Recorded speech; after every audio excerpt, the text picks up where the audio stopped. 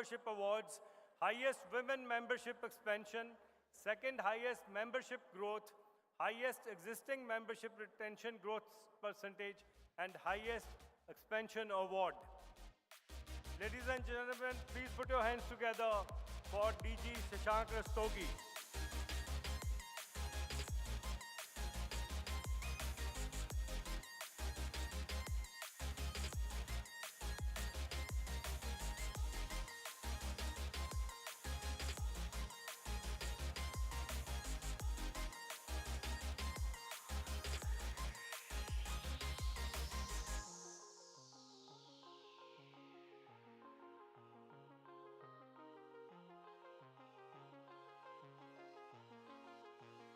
District Governor Dinesh Kumar Sharma from RID 3100 gets 2 awards, second highest membership growth percentage and second highest women membership expansion.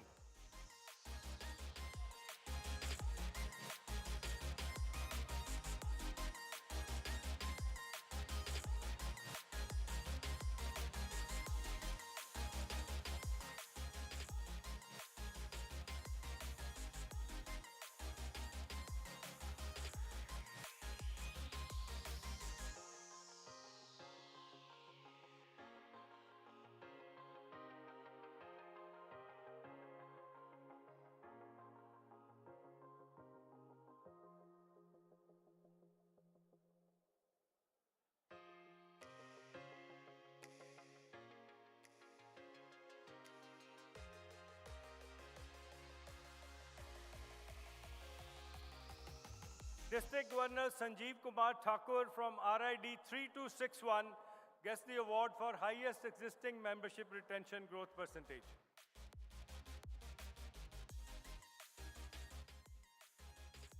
Sanjeev, please quickly.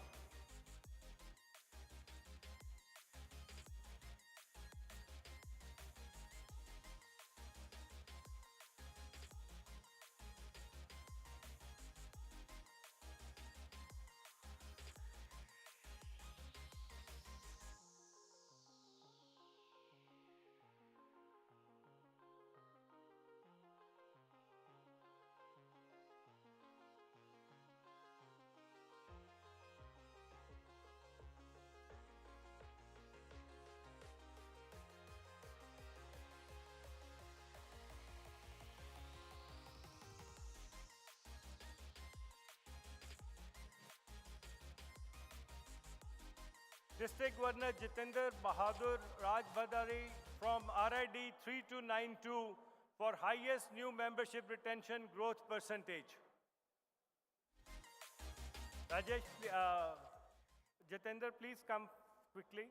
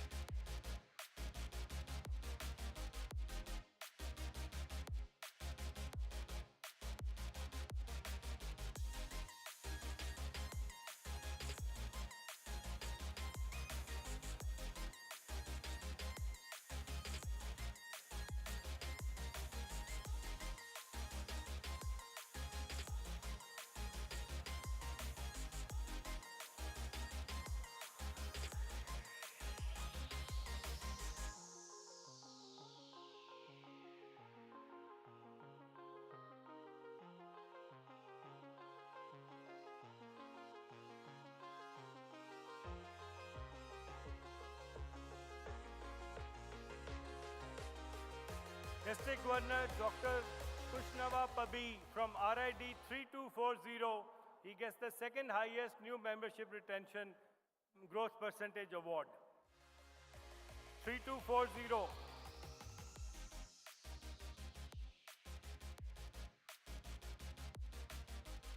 Is there anybody from 3240 here?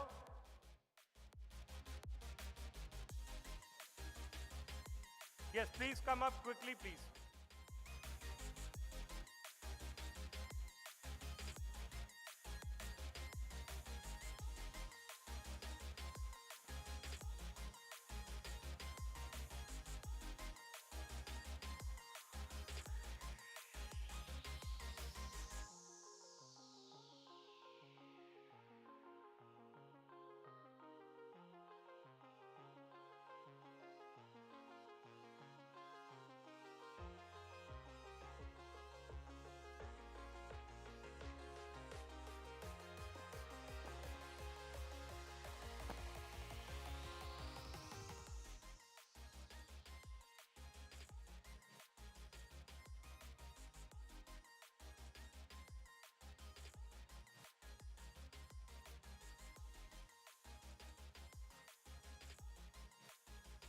Now is the turn of Zone 7. May I request Rotary Coordinator Ravi Dhotre to please come up.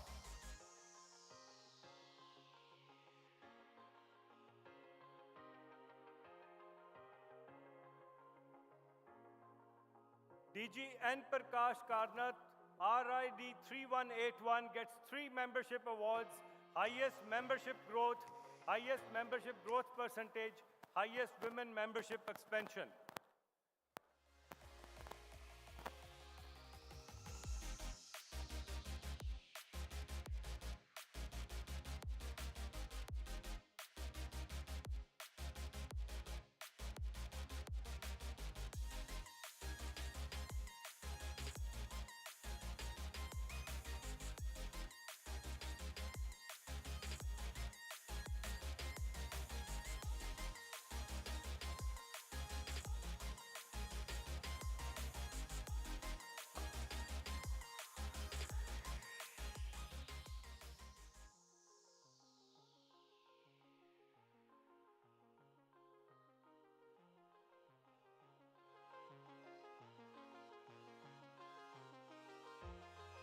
DG Bhaskar Ram Vishwanatham from RID 3020 gets 3 membership awards, second highest membership growth percentage, second highest membership growth, and highest expansion award.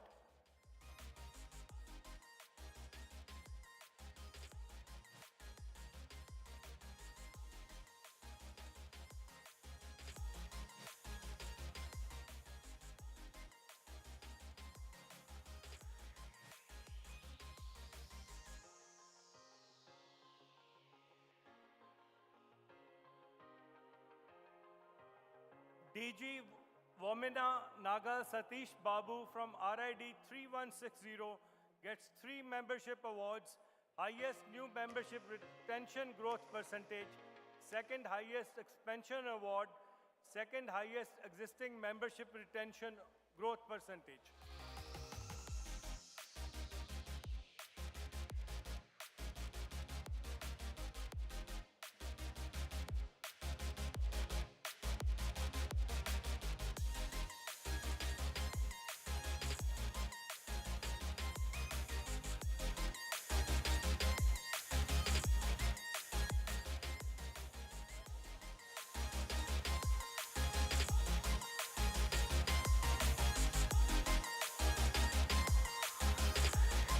DG Dr. Jaya Gauri Hadigal from RID 3182 gets 2 membership awards, highest existing membership retention growth percentage, and second highest women membership expansion.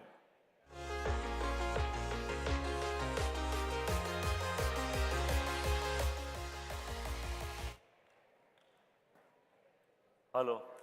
Friends, this is the governor who had a stroke in the initial years of her assuming office, but never gave up in her duties as district governor, and she continued to be on a wheelchair, but did fabulous work in both foundation and membership.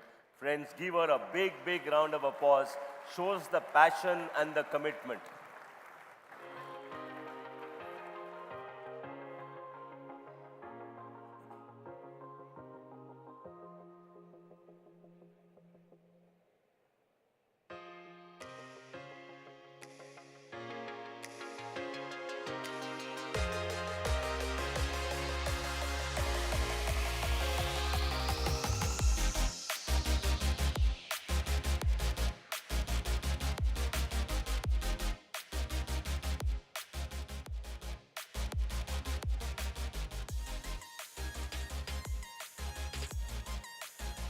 DG Tala Raja Shekhar Reddy from RID 3150 gets the award for second highest new membership retention growth percentage. DG Reddy, please come up quickly.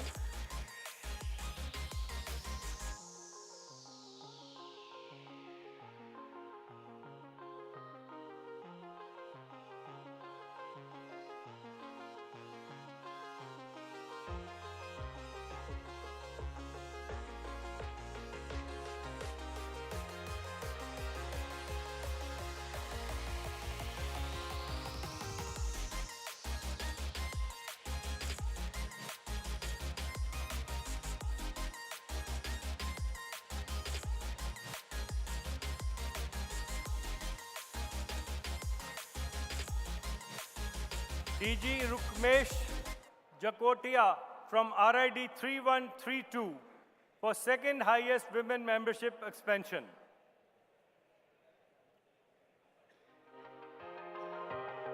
Is there somebody from District 3132? Yes, please come up quickly.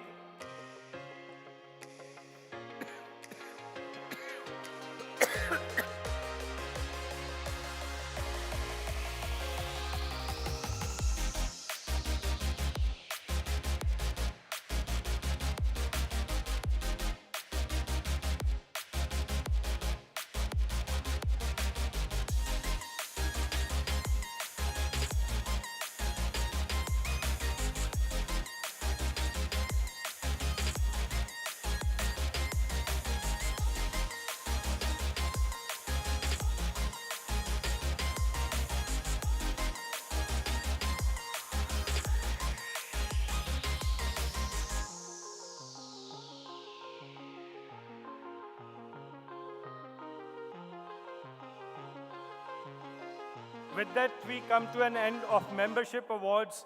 It has been an honor and privilege to do membership awards for the last 4 years. And thank you very much, all the district governors for last 4 years for having done a phenomenal job. Thank you very much.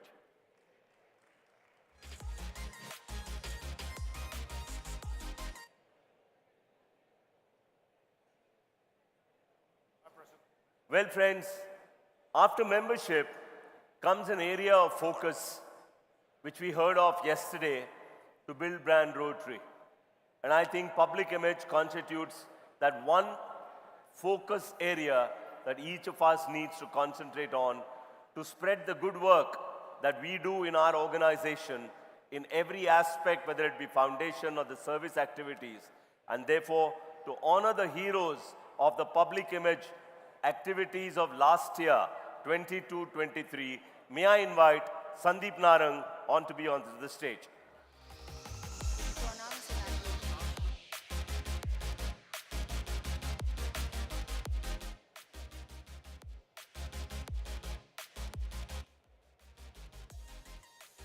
Friends, before Sandeep begins, there is a huge announcement which is happening during the foundation session.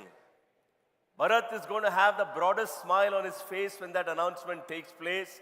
Sergeants, please tell people who are outside to be in for the next session, for they need to applaud this man who has committed for a huge sum which will be known to you in some time from now.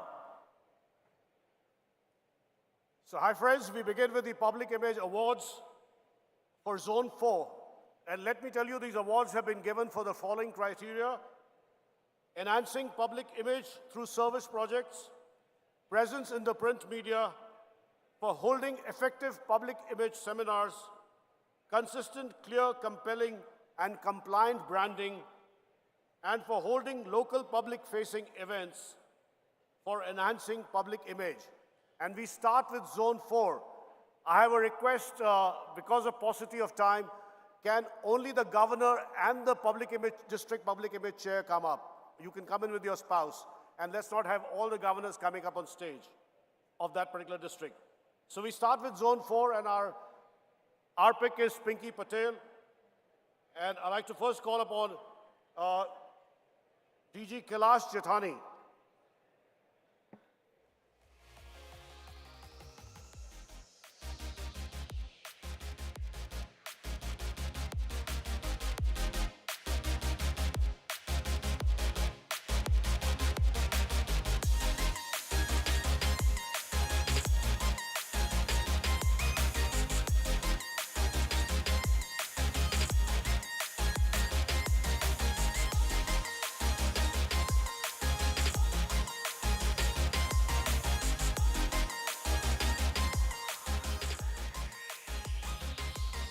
I'd like to call upon from Zone 4, IPDG Shrikant Indani.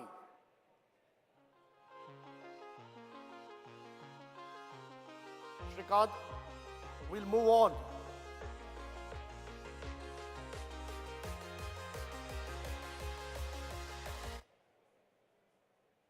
Shrikant run आज 2 plate में खाया, 1 में नहीं. Congrats, Shrikant. Well done.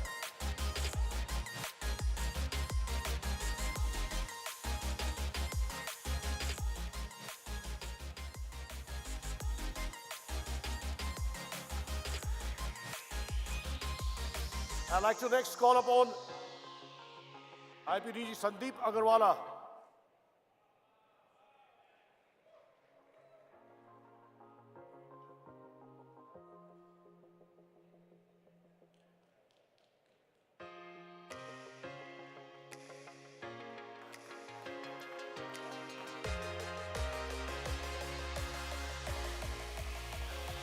(3070) next online, IPDG Dushyant Chaudhary.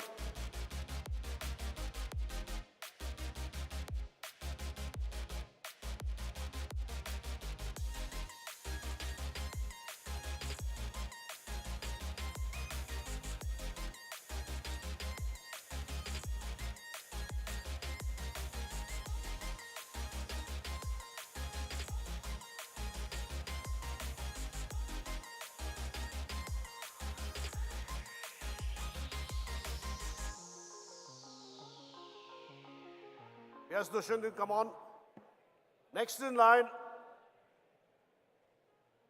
Dr. Balwant Singh Charana from 3054.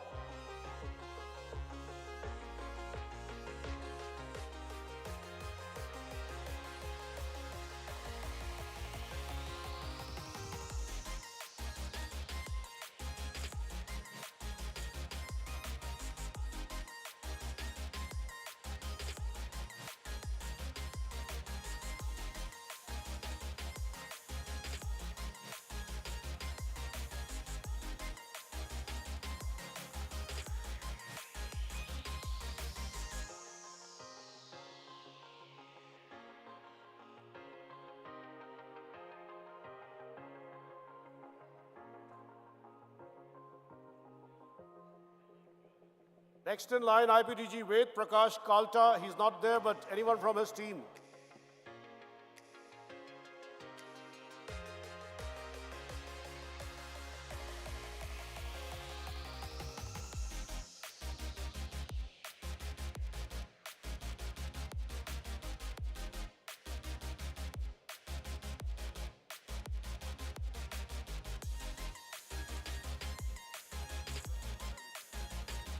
Yeah, that's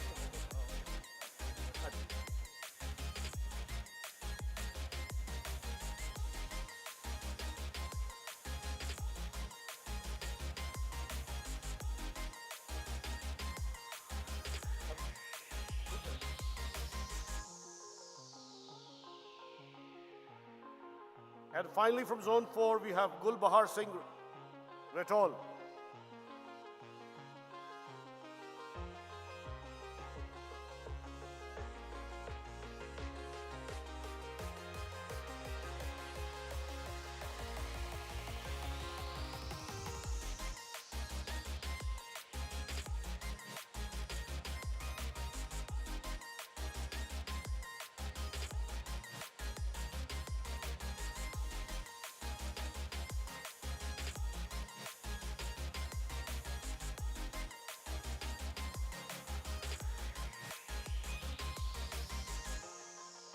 We move on to Zone 5. May I request Arpik VG Nainar to come on stage?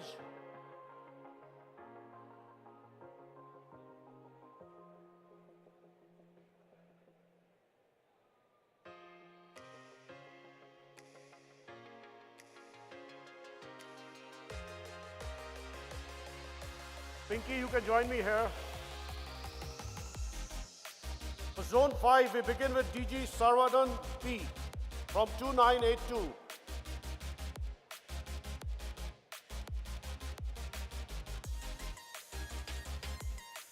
And next in line would be IPDG Rajmohan Nair.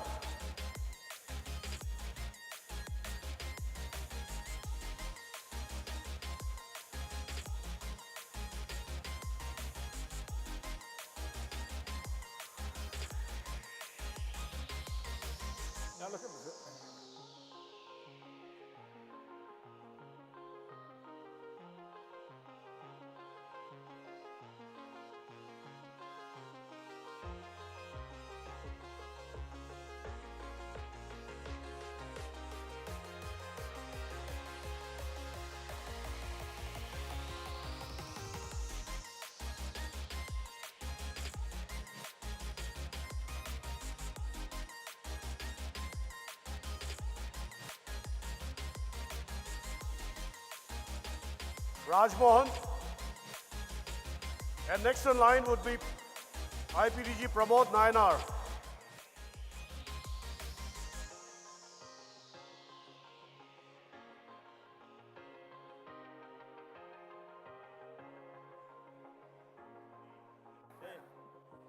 Sandeep, tell them to change the name.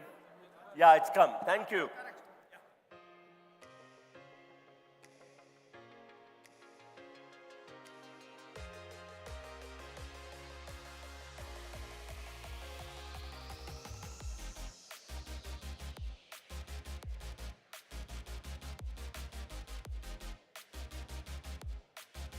Anyone from Pramod Nayanar's team?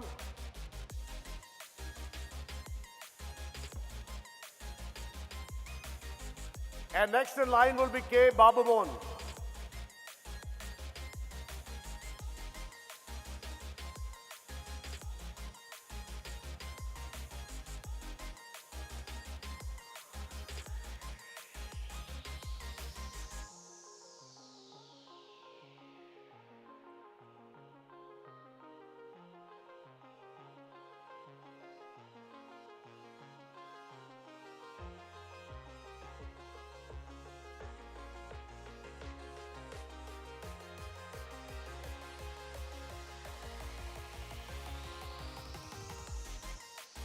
Yes, IPDG K. Babamon, you can come up on stage. And next in line would be IPDG Muthu VR.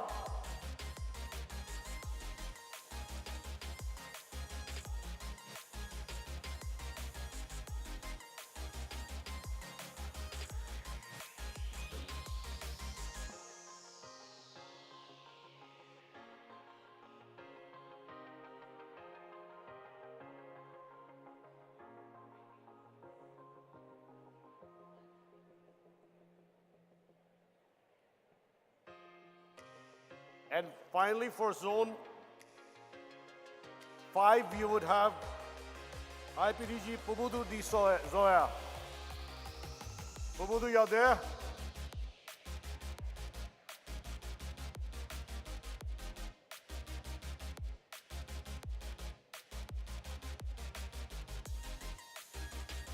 May I request Pinky Patel to come up? Pinky, can you join me here?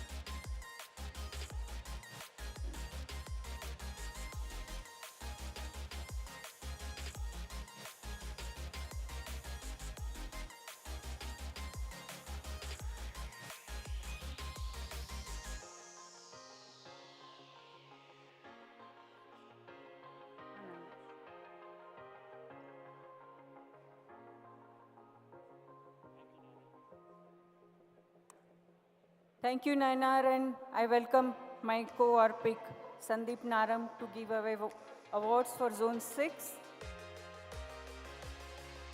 So the first is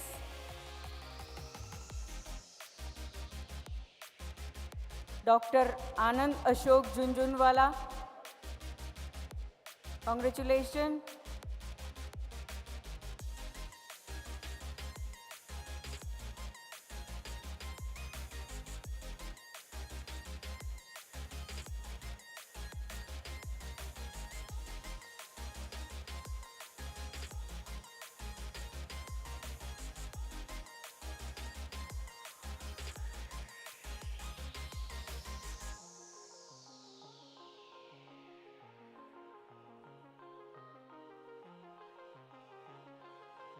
Next is District Governor 22-23, Shashank Rastogi from District 3261.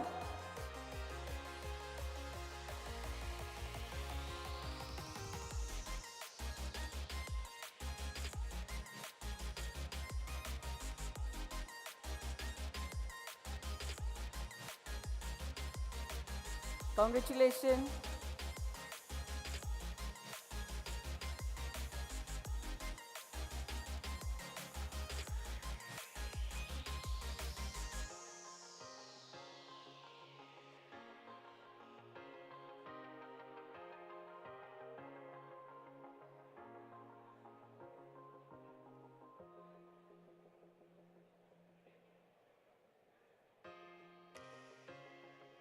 Next is District Governor Dinesh Kumar Sharma, District 3100.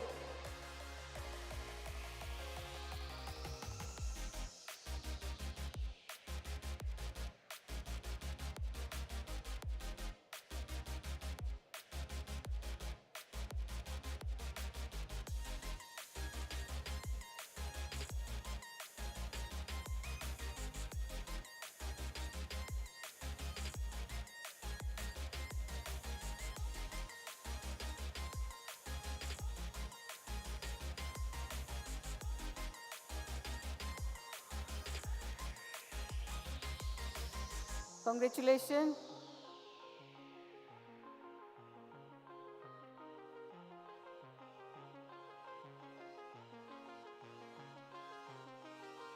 Next is Pawan Agrawal, District Governor, District 3110.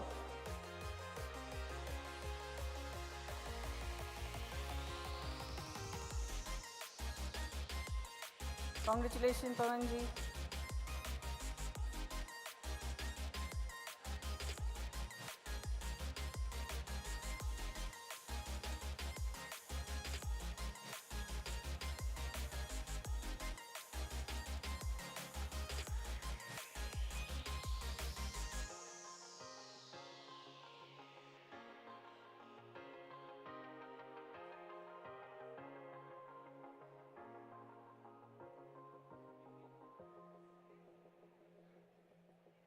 Next is Jitendra Bahadur Raj Bhandare, District 3292.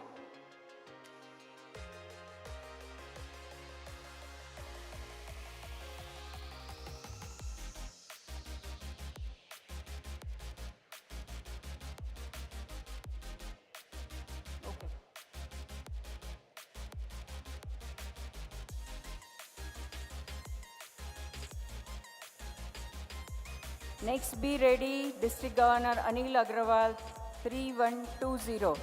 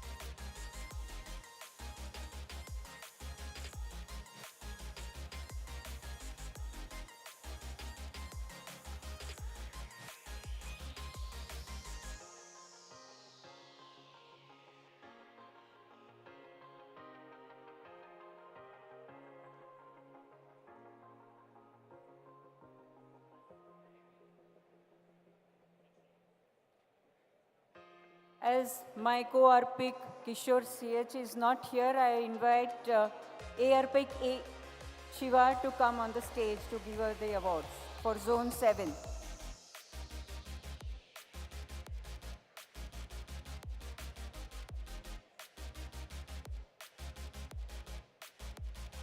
Bhaskar Ram Vishwanatham, 3020.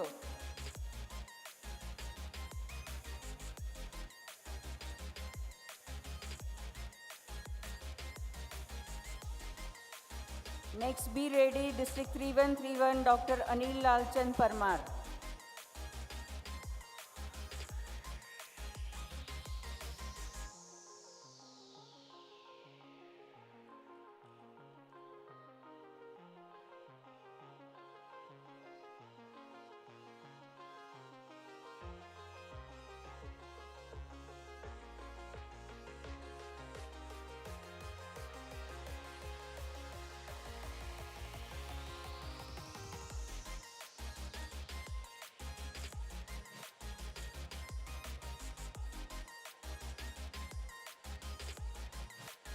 Next is Rukmesh Jakotia 3132.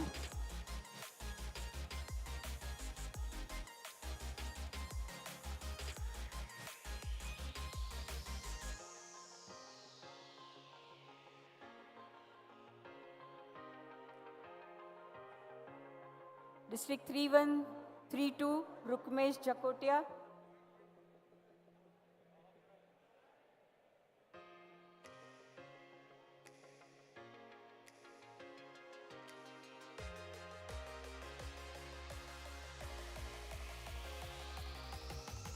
Next, District 3150, be ready, Talla Raja Shekhara Reddy.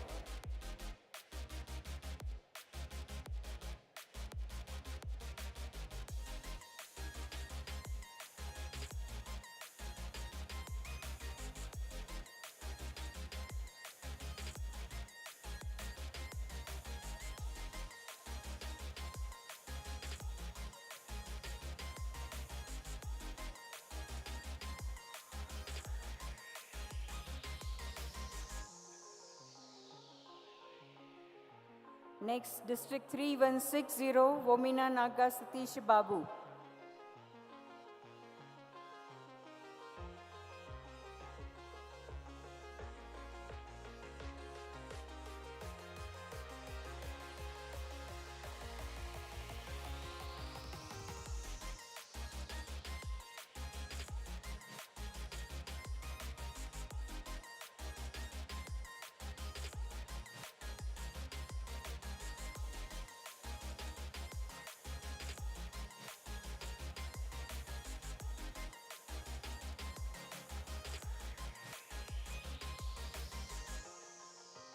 Next is Venkatesh Deshpande, District 3170.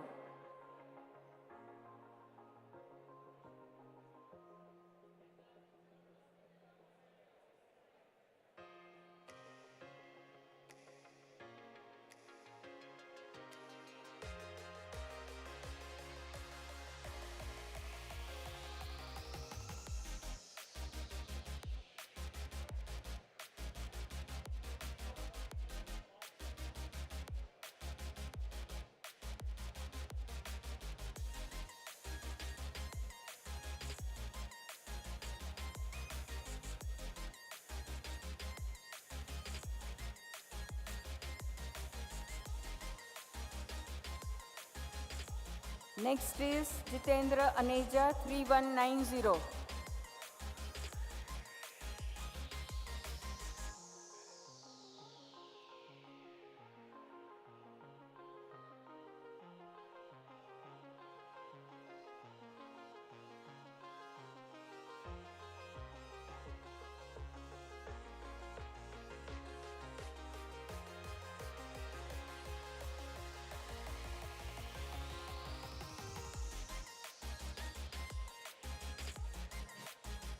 G. Jitendra Aneja from 3190.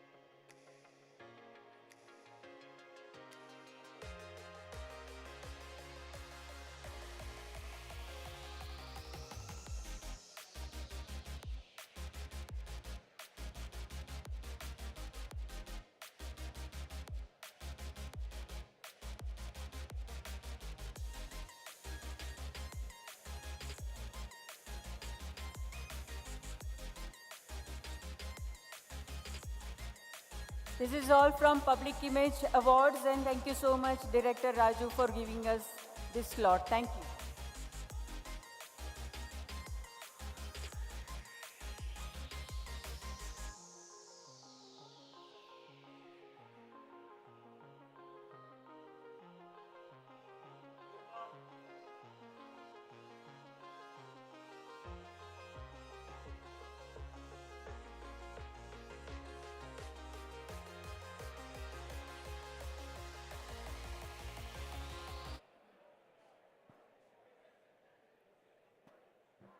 Ladies and gentlemen, we have another dance performance coming up.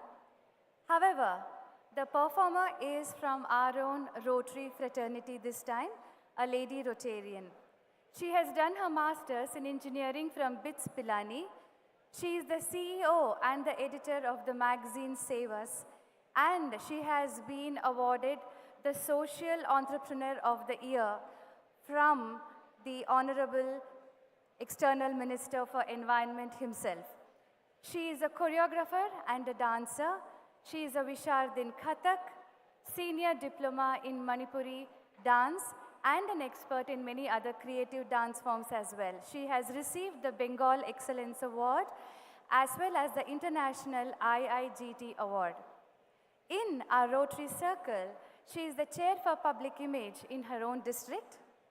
And if you all have loved reading RID Raju's bi-monthly newsletter, Ira, well, she is the editor behind the success of it. Please put your hands together and welcome past President Sri Nandi from Rotary Club of Mumbai Kalakar from RID 3141. Sri Nandi, the stage is all yours. Good afternoon, everyone. Thank you so much. Thank you to RID Raju Subramanian for this opportunity. My presentation today is a medley of 2 songs composed by Nobel laureate Gurudev Rabindranath Tagore.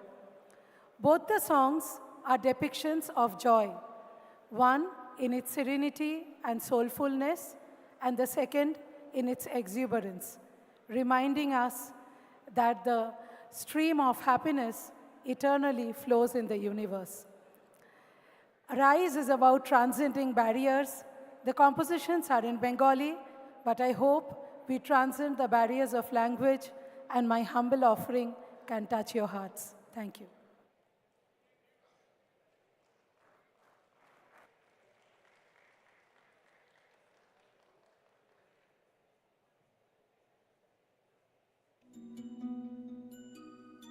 বহে নিরন্তর অনন্ত আনন্দ ধারা বহে নিরন্তর অনন্ত আনন্দ ধারা বাজে অসীম নভ মাঝে অনাদিরব বাজে অসীম নভ মাঝে অনাদিরব জাগে অগণ্য রবি চন্দ্র তারা বহে নিরন্তর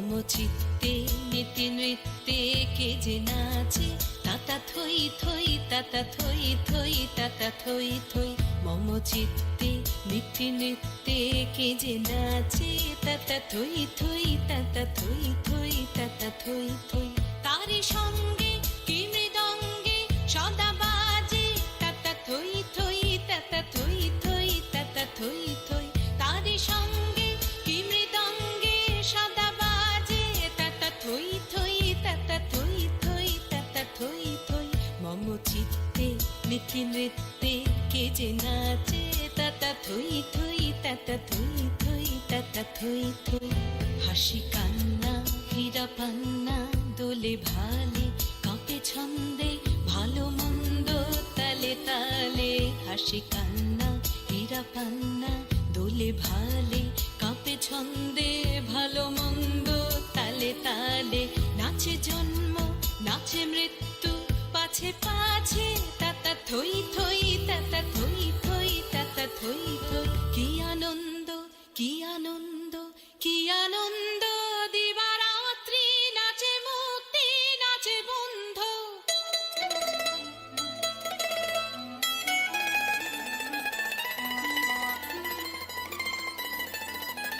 কি আনন্দ কি আনন্দ কি আনন্দ দিবারাত্রি নাচে মুক্তি নাচে বন্ধ সে তরঙ্গে ছুটি রঙ্গে পাছে পাছে তাতা থই থই তাতা থই থই তাতা থই থই সে তরঙ্গে ছুটি রঙ্গে পাছে পাছে তাতা থই থই তাতা থই থই তাতা থই থই মম চিত্তে মিথি নৃত্যে কে যে নাচে তাতা থই থই তাতা থই থই তাতা থই থই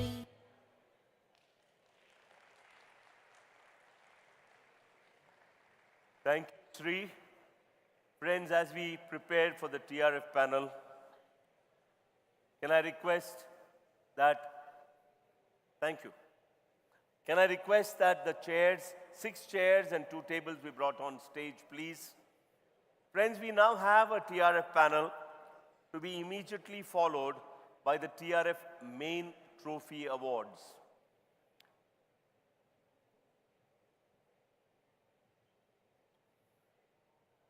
There is one request I'm going to make to each one of you.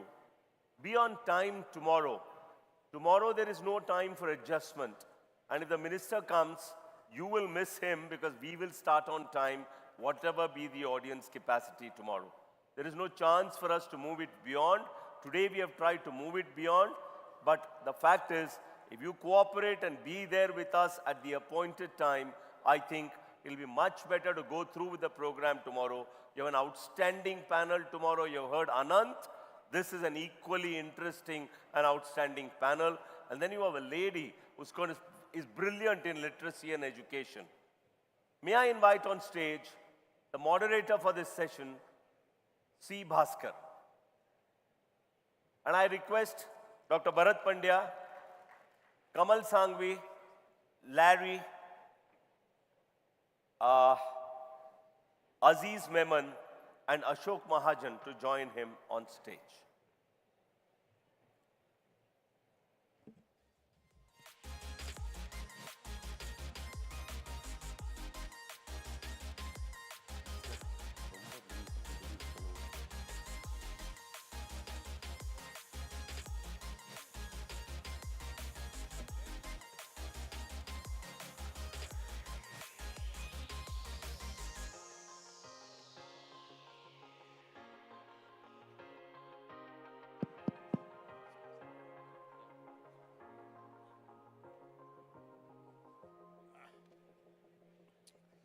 Good afternoon, friends.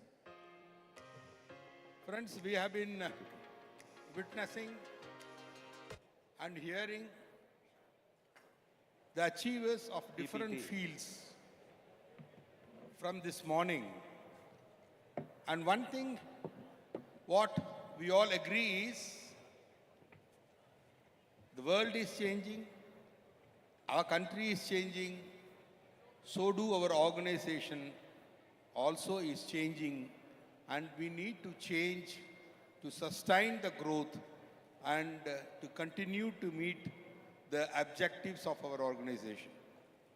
Friends, when Aaj Club started this foundation in 1919, I'm not sure whether you would have had the vision that this Rotary Foundation is going to be one of the largest foundation in the world.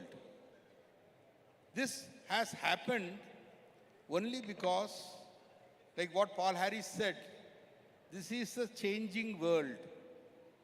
And we must be prepared to change along with it.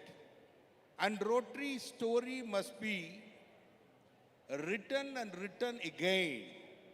Friends, exactly that is what has happened in the last 115 years.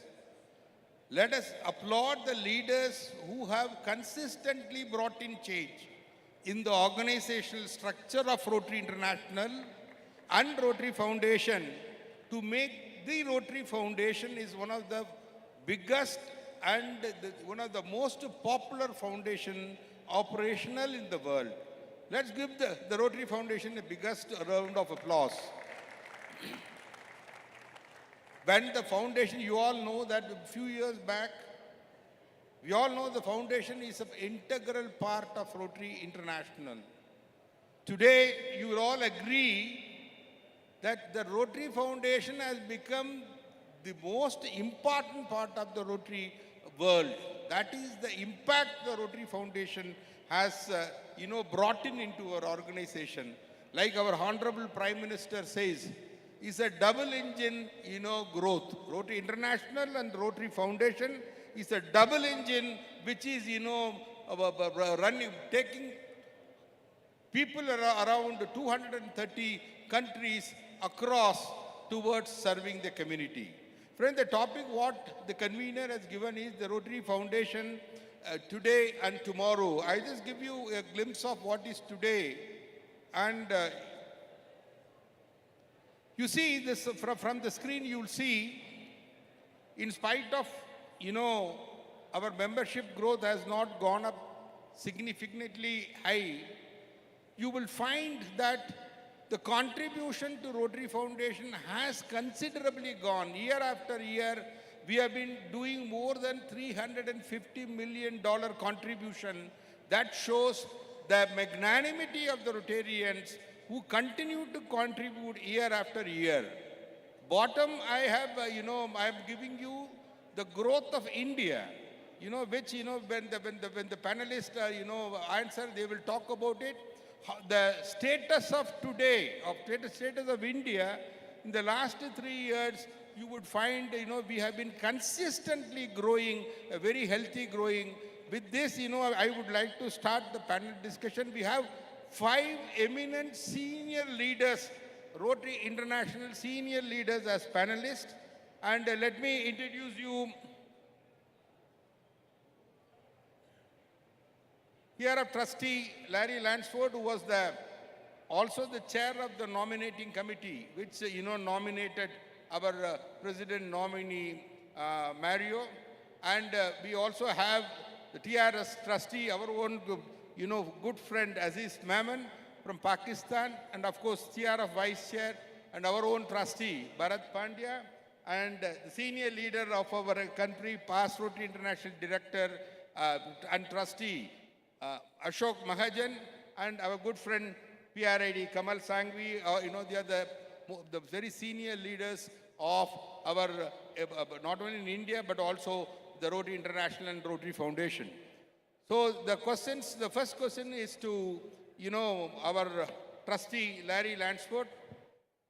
Larry, you can see the question also on the screen, and for the people also to understand what is the question is about, it is displayed in the screen. The Otto and Fran Walter Foundation gave an extraordinary financial gift to set up a peace center in the Middle East. The Rotary Foundation has now zoomed in on the Bashir University at Istanbul, and which will open in 2025. But we know Turkey is not part of the Middle East. Can you give us TRF's reasoning behind this action? Thank you, Bhaskar. This is on? Good. Good afternoon. It's an honor to be with you. A challenging question from the moderator, because I suppose it is true generally that across the world we might, and even in this room, we might have differing definitions of the Middle East. In this selection process that we're very excited about as it grows our Peace Center's effort, we used a couple of filters, a couple of thresholds. One is we used Rotary's internal regional definitions, and Turkey does fit that definition. And in addition, and perhaps more importantly, we used and looked to the colleagues at the United Nations and not only looked at the Middle East, North Africa, but also the definition might have included Western Asia. And I'll explain why. Because it's really the answer to the second part of that question, what was the reasoning behind our decision? I think if I can recall the criteria correctly, I think it's worth going through the criteria, because not only was it the basis for the decision that ended up being in Turkey, but it will also be the basis for the upcoming decision regarding the next Peace Center in this part of the world, in Asia. So as we determined where to place this Peace Center, we're looking at these kinds of criteria. Is it generally safe for the students at the university? Is it safe for them as they walk around whatever community the Peace Center would be? And is English not only the chosen language for the curriculum itself, but also generally in the residence halls, in the eating halls? So that's one criteria that you begin to assess all the countries in this part of the world, including what your definition of the Middle East might be. The second criteria, I'm going to list 4 for you as they come to mind. The second criteria is that there is a strong Rotary and Rotaract presence. And that is a filter among some of those countries. That their ability is there to be the host families, to host what ends up being 2 different cohorts at these certificate programs with 20 fellows in each of those. So there's a level of local effort and desire to host that certainly, as it turned out, the Rotarians in Turkey certainly fulfilled. Another criteria, a third I would mention, is that we are obviously looking for universities in these areas that already have the presence in peace and conflict resolution programming. And so that then begins to separate some of the countries as you look at the countries. And finally, and arguably the most important, is the ability to enter the country through equal access to visas, regardless of religion, regardless of gender, that the visa is able to be obtained. And so as you go through those criteria, and as this task force went through the criteria, it became evident that our colleagues at Bahçeşehir University in Turkey, they certainly are a regional center for diplomatic efforts in the Middle East, however you define it. They had the strong Rotary presence. This university is actually a private university. So even if you were to go so far as to say, well, what would happen with the government in any of these countries that were being considered, or that now that we have selected a Peace Center in Turkey, what if something happened to the government there? We are partnered with a private university there. And so as we applied the criteria that I've mentioned, that I hope is also helpful because it will be the criteria for our next selection in your part of the world, I hope that you can begin to see that it was the Turkey, opportunities in the country of Turkey with our colleagues there that rose to the top. And finally, I think it's fair to say that the university that we selected in Turkey certainly met the criteria of the donor, because as this question started, this was the second most significant gift that the Rotary Foundation has ever received. And it completely endows this Peace Center in Turkey. And so the feelings and the desires of the donor mattered as well. So that would be how I would answer how the decision was made. I hope that's helpful. Thank you for the wonderful clarification. Let's give him a round of applause, my dear friends. And my next question is to our good friend from Pakistan, Trustee Aziz Memon. Aziz, like the entire Rotary world, we are also, being a neighboring country, we are also anxiously waiting that, when are we going to end this call Afghanistan and Pakistan polio free? Because, all our friends here, eagerly waiting that this program is the top priority of our organization. And you are the key man to answer this question. Go ahead. Thank you, Bhaskar. It's on, no? Thank you, Director Bhaskar.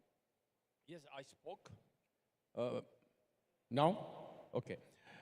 At the foundation seminar, I did touch upon this, but as we have a larger audience present, let me give a small update on the world scenario on polio. We started our journey about 43 years back from Philippines. We have put in a lot of money, lot of resources, and many polio hours of 1.4 million Rotarians around the world. From the numbers which were very, very high, we have come down to single digits. And they are contained in two countries which are endemic at this point of time. One is Afghanistan, and the second is Pakistan. Now, we have been saying that we are at this time much more closer than we were ever before. For the simple reason that the virus is contained in a very small geographical area in Pakistan and Afghanistan. In Pakistan, there are 752 districts. Where is the challenge? The challenge is in southern Khyber Pakhtunkhwa, which is right touching the Afghan border. Those are the 7 districts where, due to the security, due to the killing, we are unable to reach. We are trying our best.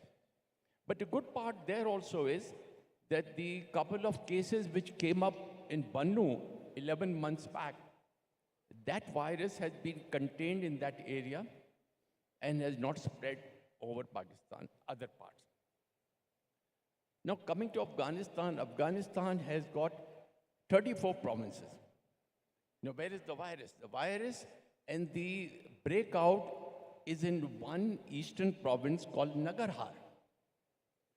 Now, Nangarhar, the virus which came out and there was a breakout 1.5 years back, we are struggling to contain that. It is a challenge there because of the security, the role of the Taliban government. And one more thing there is that the immunity level, we have been targeting children of 5 and below. But the last 2 cases which came up from Afghanistan of wild polio cases, one was 11 years, 5 months, one was 11 years, 7 months. So we saw that there is an immunity gap in the children above 5. Hence, now OPV is being given not just up to 5, but up to 10. Whereas on the borders, we have 2,400 kilometers of porous border. On either side, if you cross, you go through all age vaccination. even an adult gets a OPV, because adult may not get infected, but adult can be a carrier. Now, these are the challenges in the eastern province, and the eastern province comes and meets southern KP. Now, there is just like, you know, in this big hall, this is one part is eastern province, Nagarhar, and then southern KP is on the border, just across. So we have a challenge on both sides, lot of security issues. There is one more issue in Afghanistan. Now, in the southern region, now Afghanistan is governed by Taliban. Most of us know this. But you know, Taliban also have different factions. Now, home-to-home vaccination is the key factor by which we have eradicated polio all over the world. You have seen it in India happen that. Now, in the southern province of Afghanistan, the religious leaders there have not yet allowed home-to-home vaccination. So what happens there? That the children have to be brought to the mosque or to a community hall, and that is not workable. There is, you know, 300,000 children are being missed, and these children are vulnerable. Wherever they go, they're taking the virus with them. They travel to Pakistan, they're bringing the virus with them. Last week, the UNICEF regional director, Sanjay, called on the deputy, and Sanjay is a, you know, dedicated leader of UNICEF. He hails from Sri Lanka. He called on the deputy prime minister and brought to his attention that this, in the southern region, home-to-home vaccination should be allowed. The deputy prime minister has given full assurances. We will be following up on that. So, you know, why I said we are much more closer because the virus is contained. Secondly, you know, with today the high level of the mapping, geographical mapping, which is being done, we are able to track each family coming from Nagarhar or southern KP. And like if you look at the map of Karachi or Multan or Faisalabad, we can tell you that these families are staying here, here, here, so that they could be monitored, watched, and given more crops. We hope that this time we will not let it go, and we have the IMB, Polio Oversight Board, wants that we should stop transmission by the 30th June 2024. So that we can do the remaining of the drill after that. We are on target. We are confident to give you some good news. Thank you. Thank you. Friends, let's give Aziz all the support what he needs to, you know, bring an end to this end polio program in Pakistan and Afghanistan. Let us give him a round of applause to show our support to our trustee Aziz Maman, who is handling both Pakistan and Afghanistan. Now the next question is to our own trustee, Vice Chair Bharat Pandya. And Trustee Bharat, Rotary's action plan honors our past and embraces our future. It is meant to help evolve Rotary as an organization to not only keep us relevant, but also thriving. Thinking about the foundation programs, how do these advance the action plan? Thank you for that question, Bhaskar. So, you know, the 4 priorities of the action plan are increasing our impact, expanding our reach, enhancing participant engagement, and increasing our ability to adapt. If you look, the foundation programs are absolutely in sync, and they meet all these 4 priorities of the action plan. Let me just give you a quick example. The programs of scale. We all know that this just one grant, world competitive basis, $2 million. I'm sure we also know that the first program of scale is given for a malaria-free Zambia. Malaria is one of the leading causes of death in many African countries, especially Zambia, especially in children and pregnant women.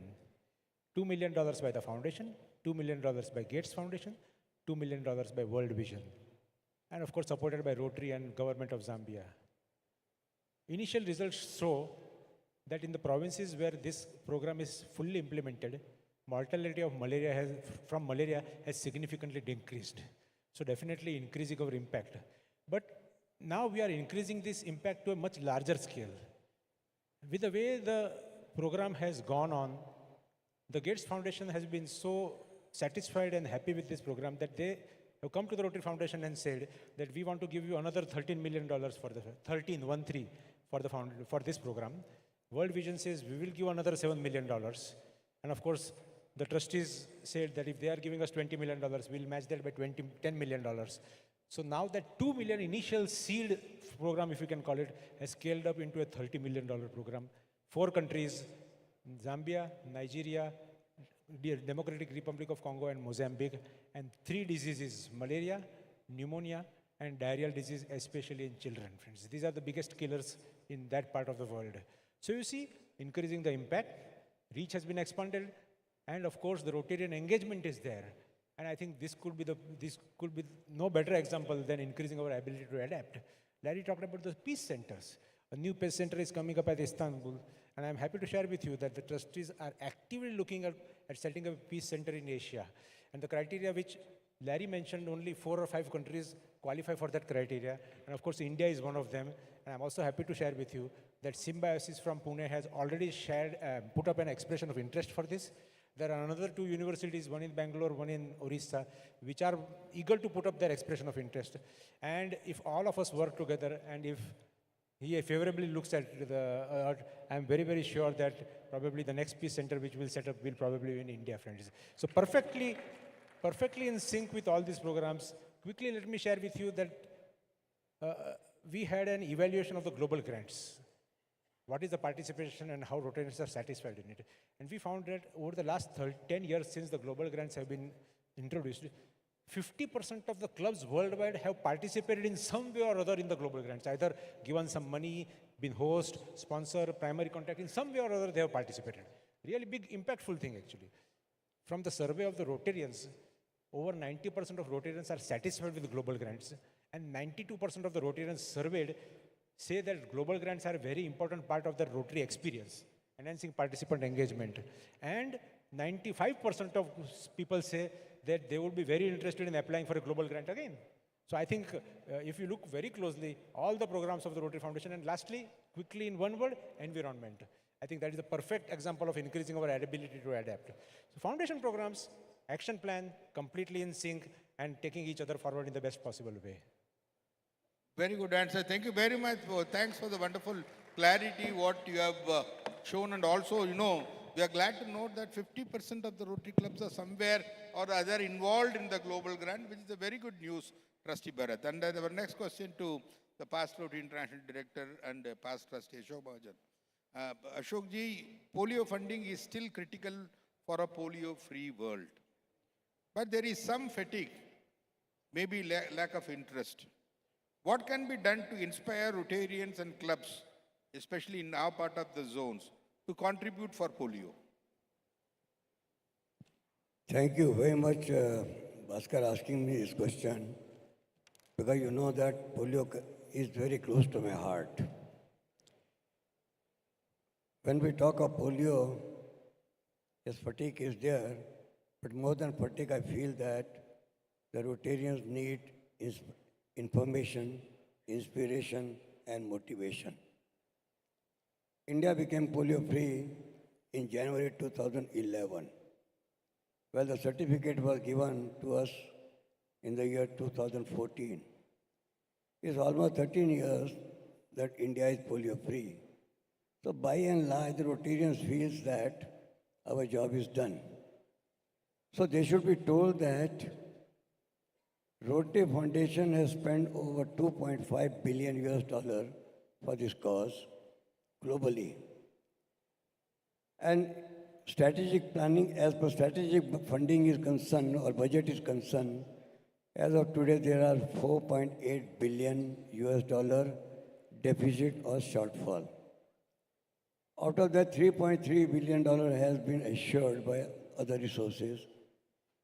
But till 2026, Rotary has to have 150 million US dollar, including the challenge of Bill and Melinda Gates Foundation 1 to 2. The Rotarians should know that Rotary Foundation has spent over 275 million US dollar only for polio eradication program in India.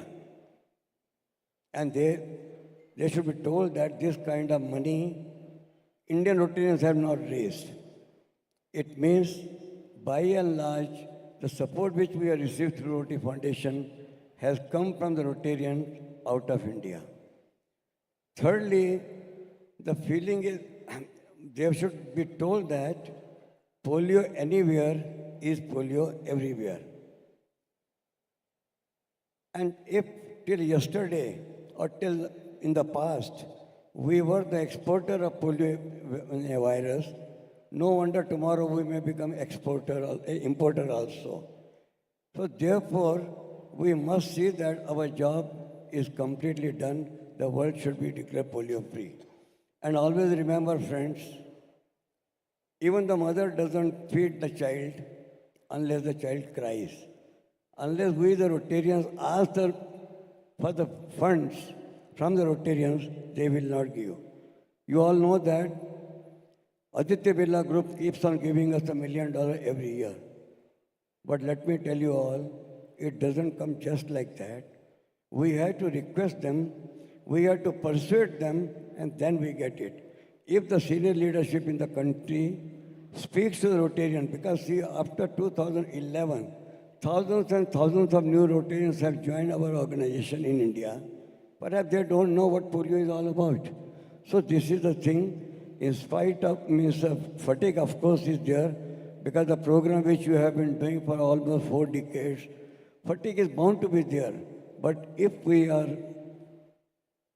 informing the Rotarians, if we make them understand the importance, they should know that even today, polio eradication is #1 priority of Rotary. Thank you, Ashok ji. And friends, we all will agree with past Director Ashok that we have to continue to raise money for End Polio program year after year till this program is successfully completed. And my next question is to our good friend, past Rotary National Director Kamal Sangvi. Global grants are specific. Global grants are specific, and hence, shouldn't grant requirements be area specific? Thank you, Bhaskar, for that much relevant question. Bharat did say that grants make us reach our action plan. But this is the plea which I want to bring to the trustee, Bharat, Larry, and Aziz, for your kind consideration. As a RFI chair, these questions keep on coming to me that as we have Rotary strongly advocating and going towards regionalization, I think the parameters for grants should be also considered on a regional basis, because regionalization is important. What is important in US may not be relevant in India. What is important in India may not be relevant in US. For example, these days, lately we are seeing that when people are applying for grant, for example, for a school grant, so the foundation officers keep on saying that no. For example, if I say that we want to give e-learning sets or probably smart boards to 20 schools, so they keep on saying that no, you take up one school and make it good, but don't go it to 20 schools. Now that's perfectly all right, because you want to do standardization of grants. But what I want to bring to your notice as trustees is that is macro and micro management. In a place like Europe or place like America, where the schools have already reached a certain level, you could probably do micro management and say that, okay, concentration on one school because they've reached a certain level. But in a country like USA, a country like India or Africa or probably South America, the schools have not reached a certain level. So we cannot do micromanagement there or micro economics there. You got to do macroeconomics. And the macroeconomics is that in the limited funds, of course, Rotary Foundation also has limited funds. So we do maximum utilization of the grant money for maximum children to be benefited or maximum patients to be benefited or maximum probably health benefits to be given in the global grants.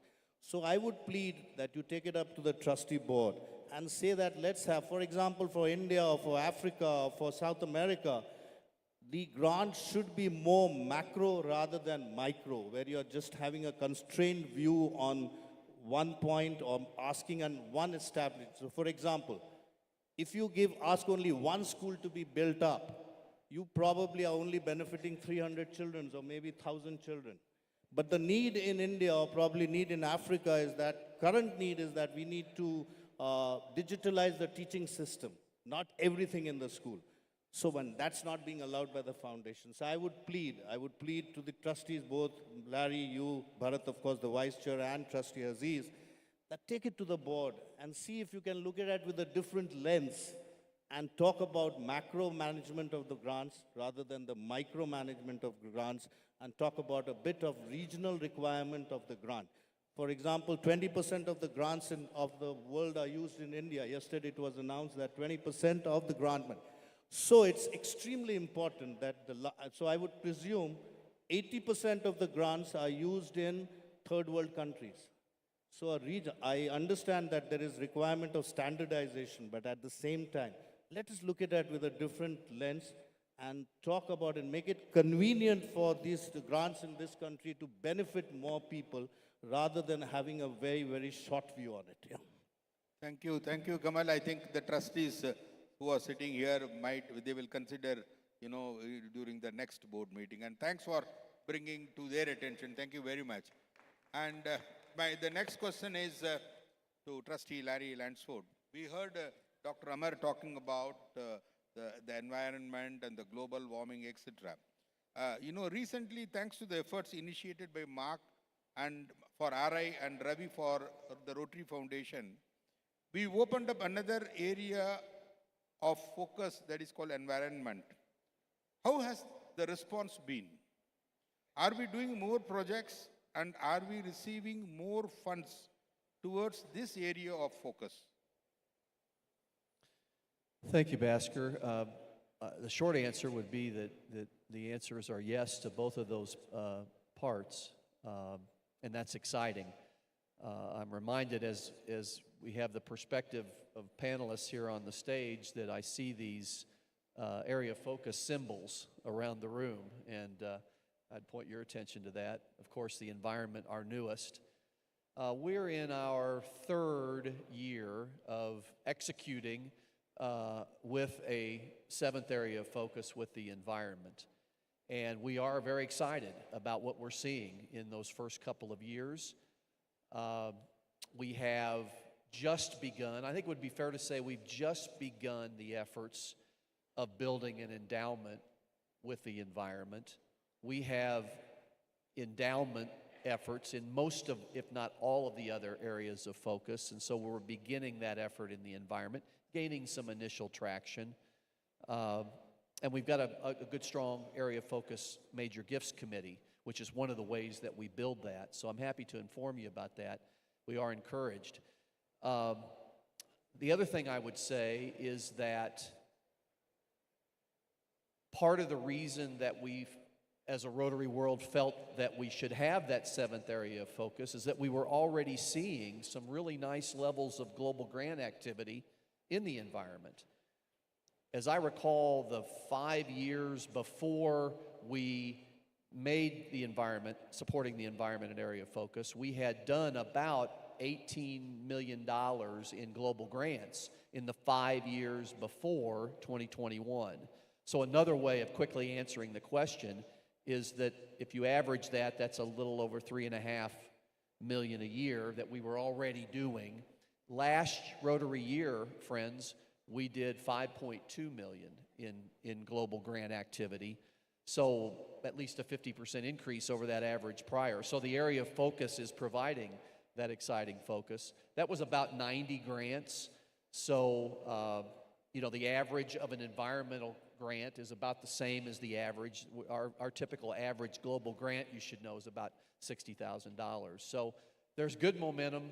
It was excellent to have the climate change plenary session today, and I think each of you should be encouraged about what's happening. I would finish by just asking you to guess what part of the world are we doing most of those global grants? Some saying India, in Asia. Now, we talked about global grants, but I'm talking about the environmental global grants. You might be interested to know that it's Europe. Wouldn't that, to me, that makes some sense. So Europe, the Americas, India, Africa. So I just thought that was interesting as well in terms of how the Rotary world is prioritizing this in a manner and where we're practicing it the most right now, and it's with our colleagues in Europe. Thank you. Thank you, Larry. Thank you. Let us give a round of applause to Larry. And the next question is to our good friend Aziz Maman. He has to go back.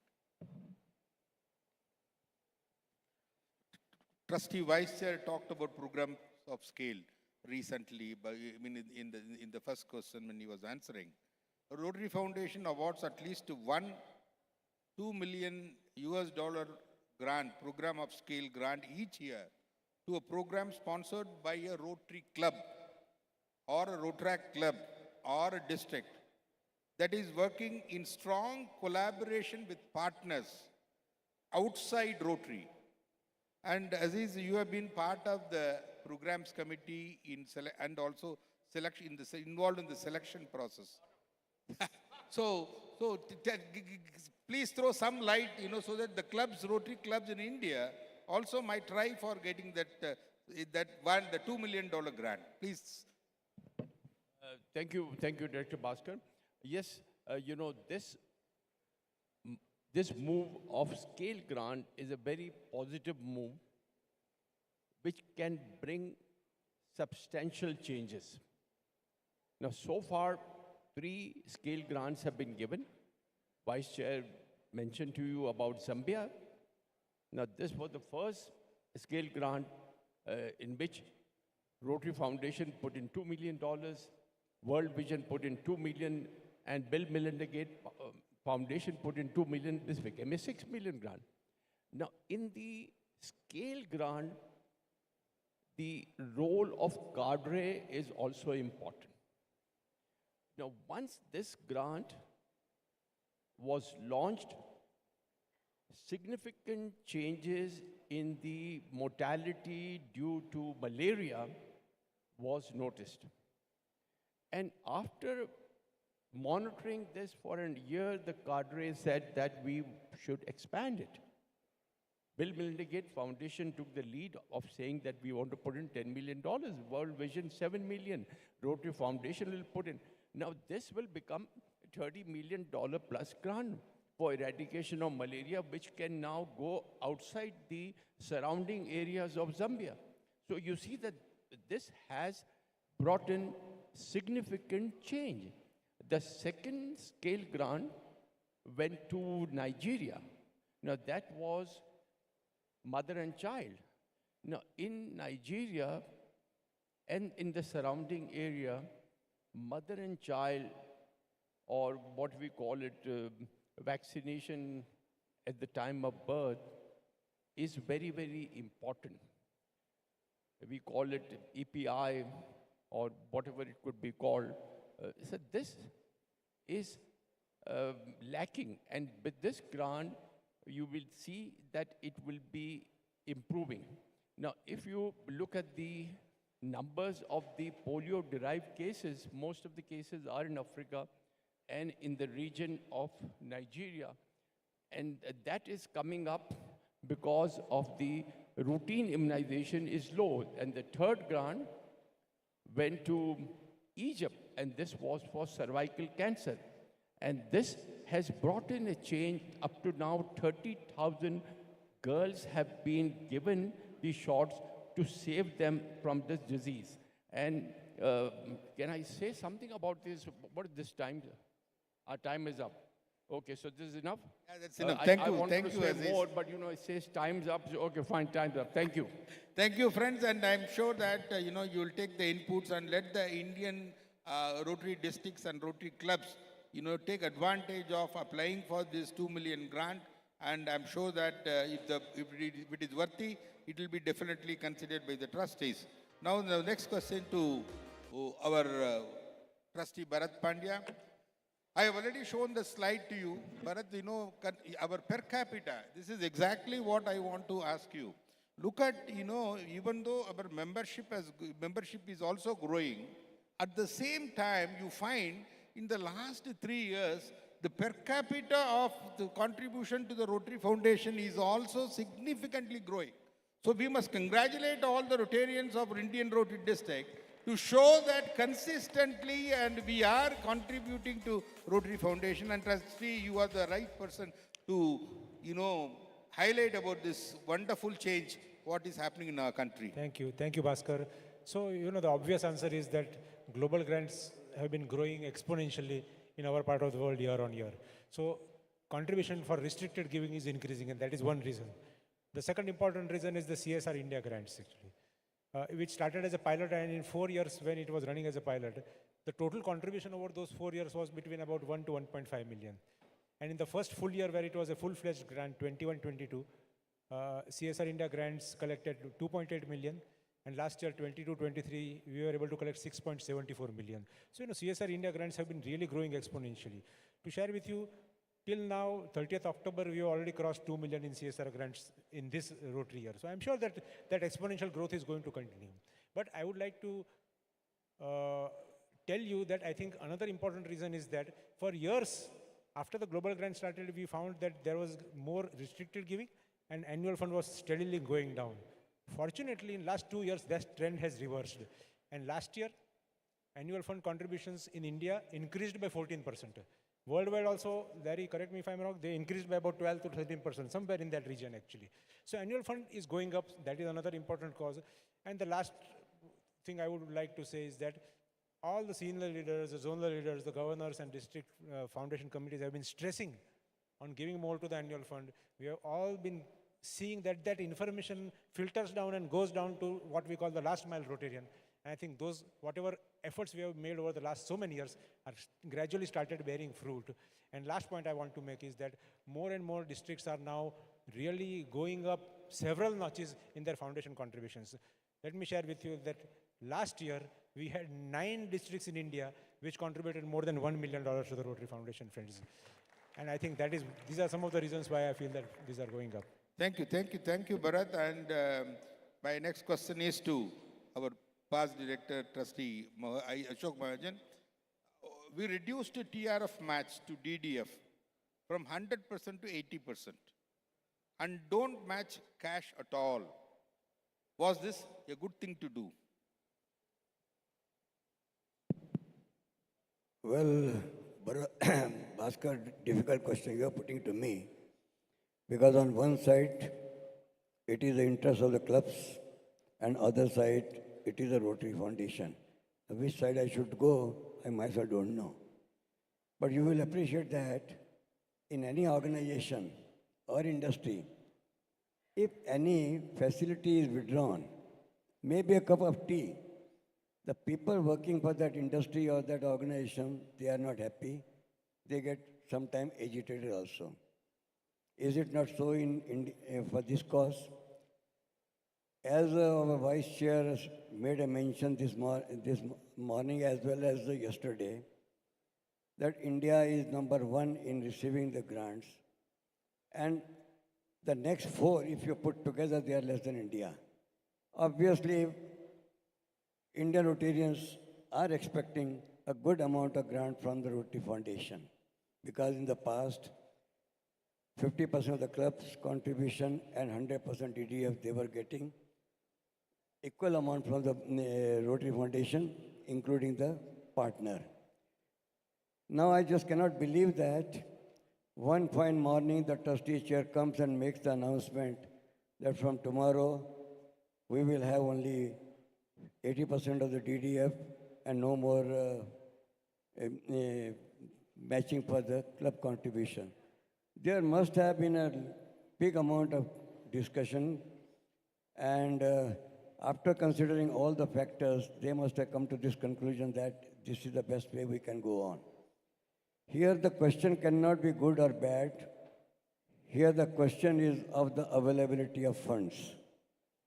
If the funds are not available, you cannot expect to give them the matching which we were getting in the past.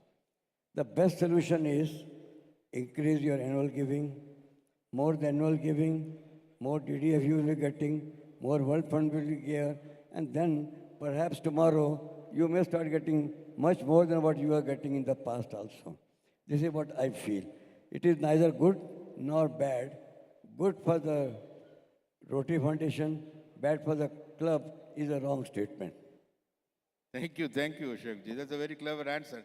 But now the last question is to past Rotary International Director Kamal. CSR contribution and grants are India specific. What is the status and what are we doing to tap corporates for larger participation by Rotary? Thank you, Bhaskar. I think this is extremely relevant today because it's a pilot in India, Larry. Bharat just spoke about it. This year's target is 6 million. We are probably rising, but at the last RFI meeting, we did take a conscious decision that there is a huge pool of CSR all over India available from large corporates.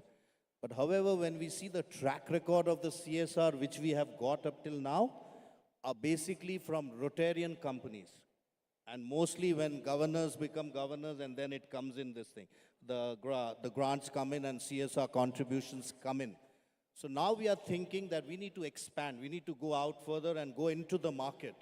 Up till now, we've been only going up to Rotarians for the CSR grant. Now the time has come that we need to really venture out, get into the jungle, get hold of these corporates like you are doing with Bill Gates for the polio fund. There are hundreds of foundations across India or probably across the world which we need to tap.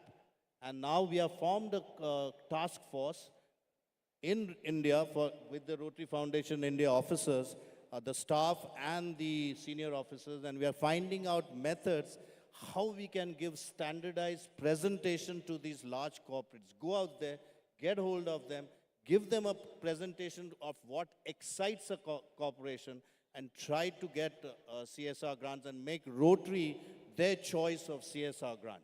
So I think a good, huge effort is being made, Bhaskar, into that. And I would ask any one of you here, if you have some link with the large corporate, please do contact Bharat or me or Bhaskar or anybody or probably senior leader like Kalyanda. We will try to make a standardized approach to a large CSR. Large CSR grants need standardized approach. It can't be done at a district level but we probably can assist you get the large CSR grant. So do contact us if you have contact with some large CSR, probably some of your friends or some of your relatives are heading large corporates, do contact us. We can then give a standardized presentation to these large corporates and bring them into Rotary fold. Bhaskar, that's Thank you, friends. And let us give a round of applause to the panelists who have been very patient in answering all our questions. Please. Thank you very much. Thank you very much, Convener Raju. Sorry, we exceeded a bit of your time and honestly, not much control we had. Thank you. Jaldi karo. We are running way behind schedule. Jaldi karo.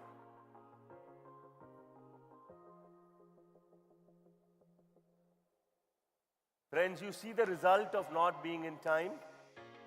Indian stretchable time is not good enough. Indian standard time is what we should be in.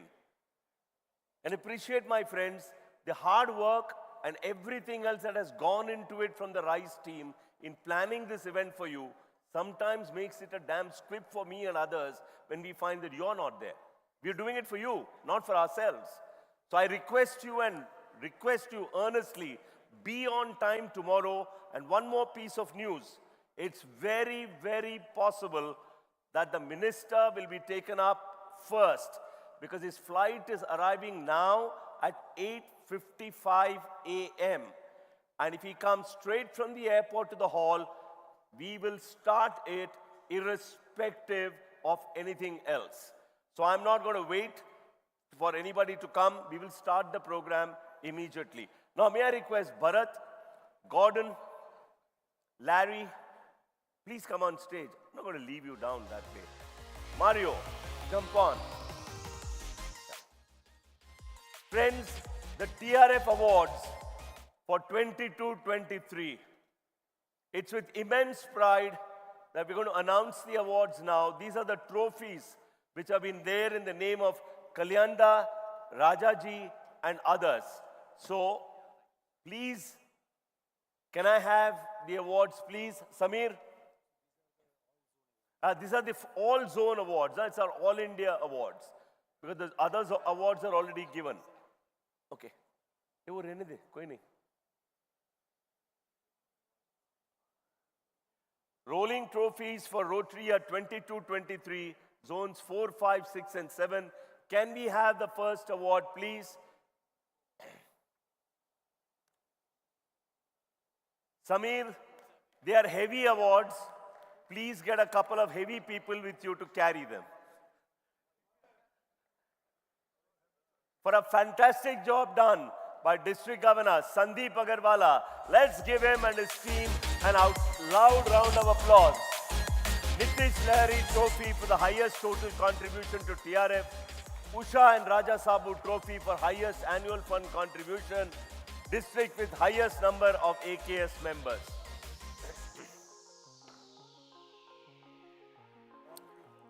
Yeah, around you, around me. Raju, you come here.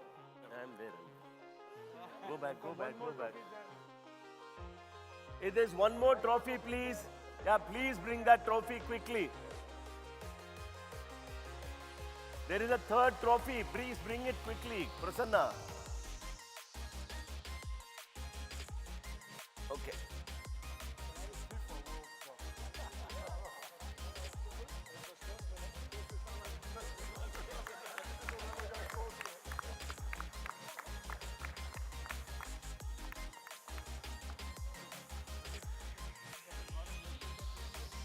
Hey, come on.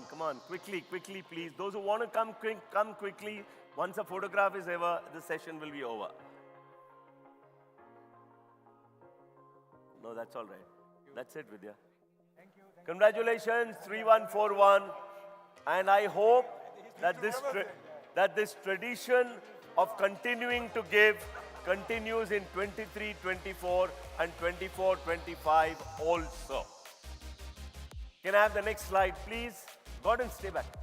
Gordon. You have a couple of more awards to give. Please stay back. Mario, stay back, yeah.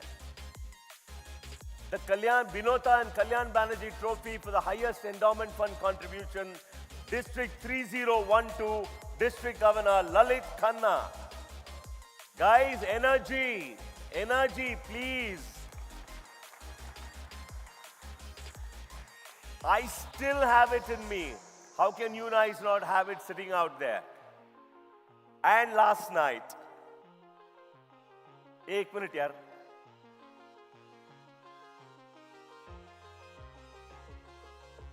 Thank you. The third slide, please. VR Muttu. Highest polio fund contribution to TRF. Muttu Annachi, vango.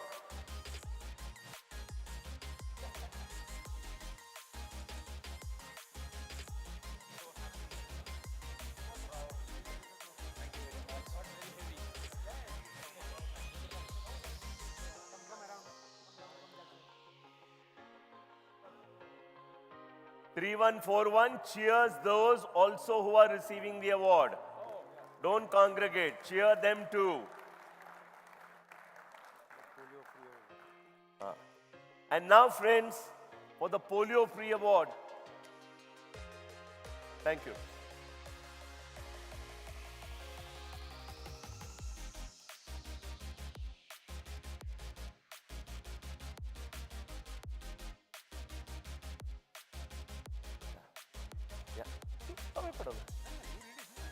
International Service Award for a polio-free world in recognition of significant active personal service towards the goal of polio eradication.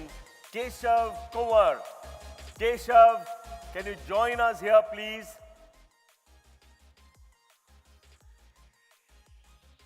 From 3292 Nepal. Only 9 people have been selected for that award last year. And last year, there are only 9 people who have been selected for this award, and one of them is Keshav Kumar. Requires a big, big round of applause, my friends. Not normal to get this. Amazing achievement.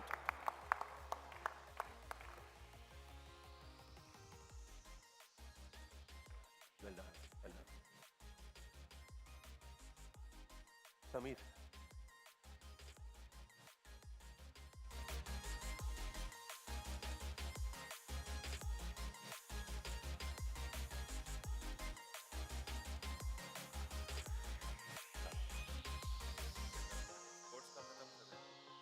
नहीं sports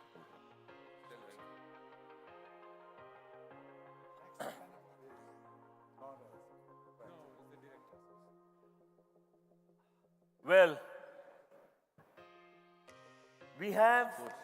normally we acknowledge cricketers who already are rich guys. Guys who have the money and who earn a lot of money in playing cricket. This year we decided to make a change. We said we'll honor those young people who truly, because of Khelo India, are making a difference to sports in India and are winning laurels and gold medals all over the world.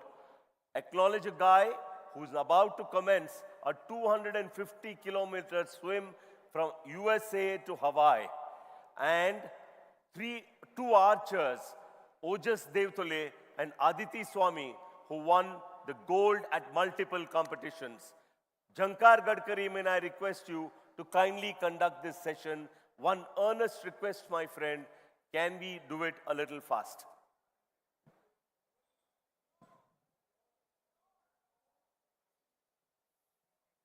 I know they are ready. Fabulous. Proud of them, yeah, really. Amazing, no? And what? With nothing around. He had to sell his house. Not one house, 2 houses.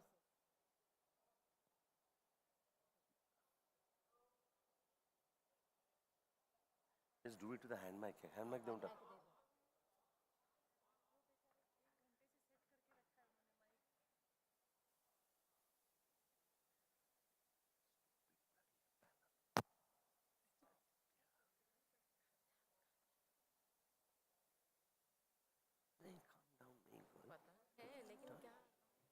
Can you hear me here? Oh. Or can we have this? Let's do this.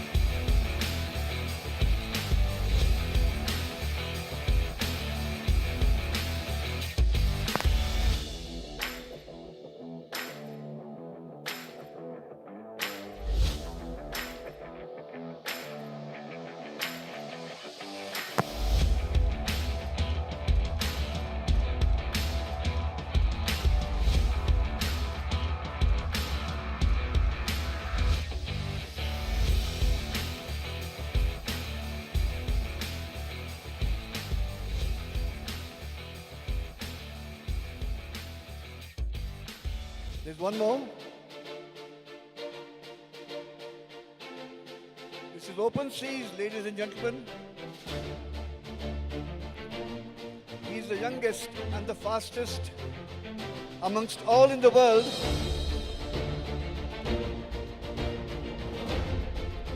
Swam 19 different channels and 7 seas.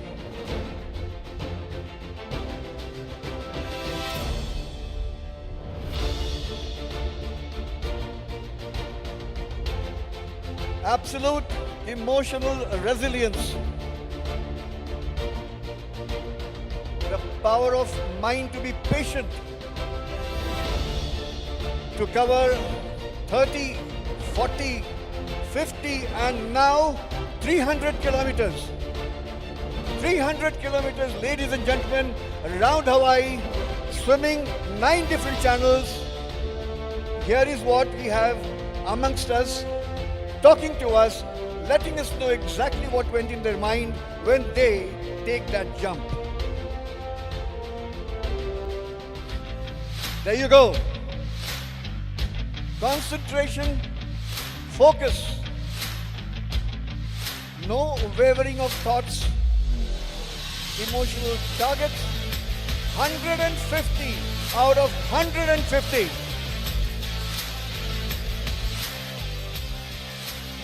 And he has to do it in 2 minutes.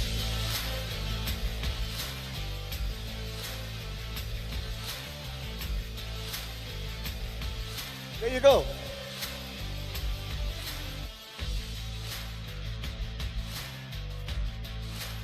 "15 arrows in exactly 120 seconds.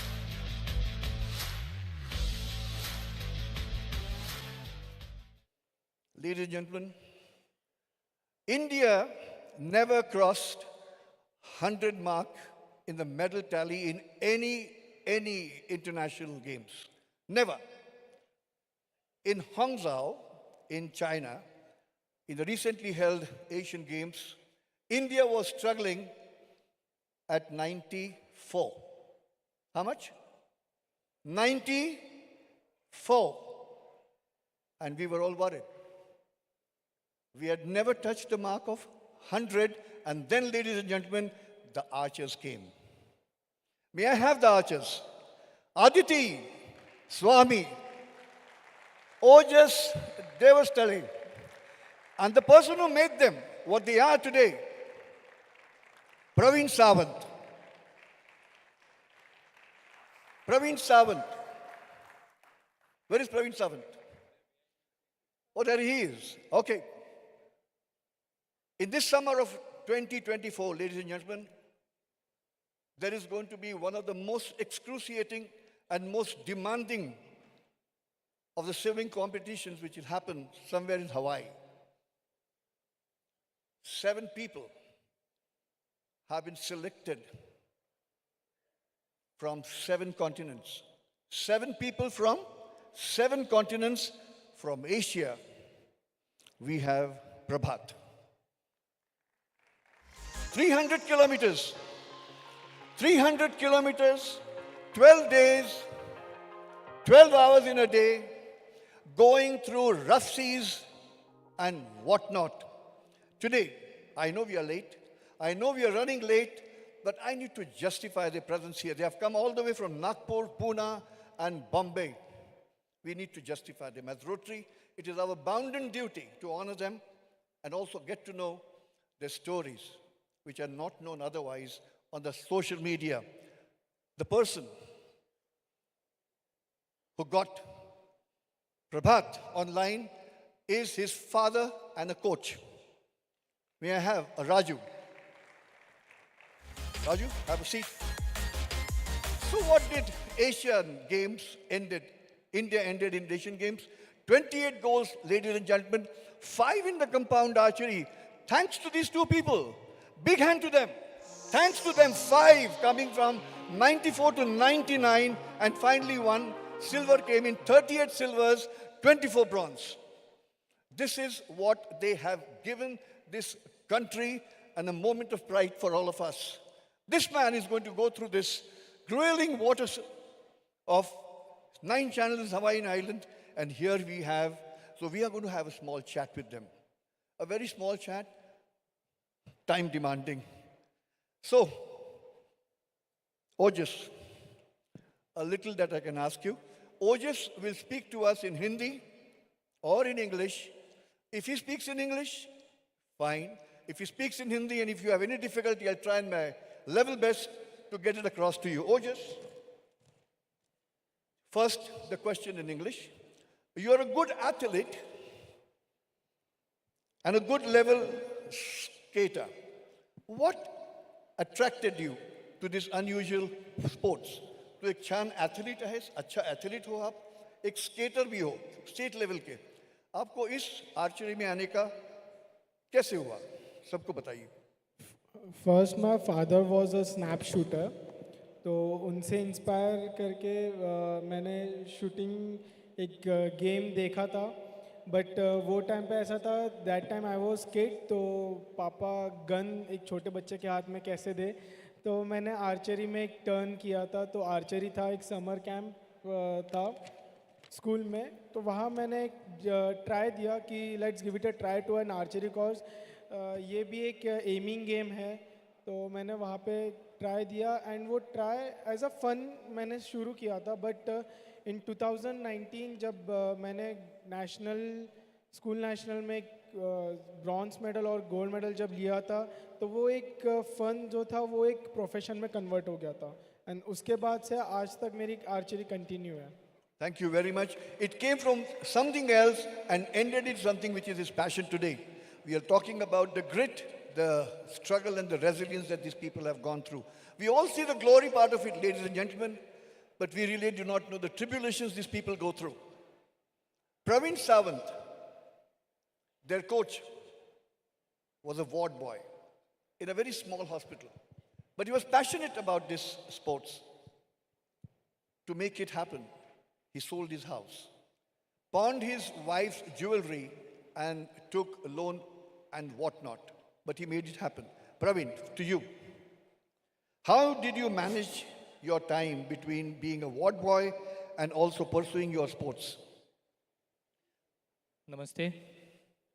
Basically जब मैं player as archery start किया, तो उस time बहुत घर की situation, बहुत हालत ख़राब थी, खेती वगैरह जो हमारे पेरेंट्स करते रहते थे, तो आर्चरी सीखना था, कुछ करना था, इसलिए वार्ड बॉय की ड्यूटी ज्वाइन की.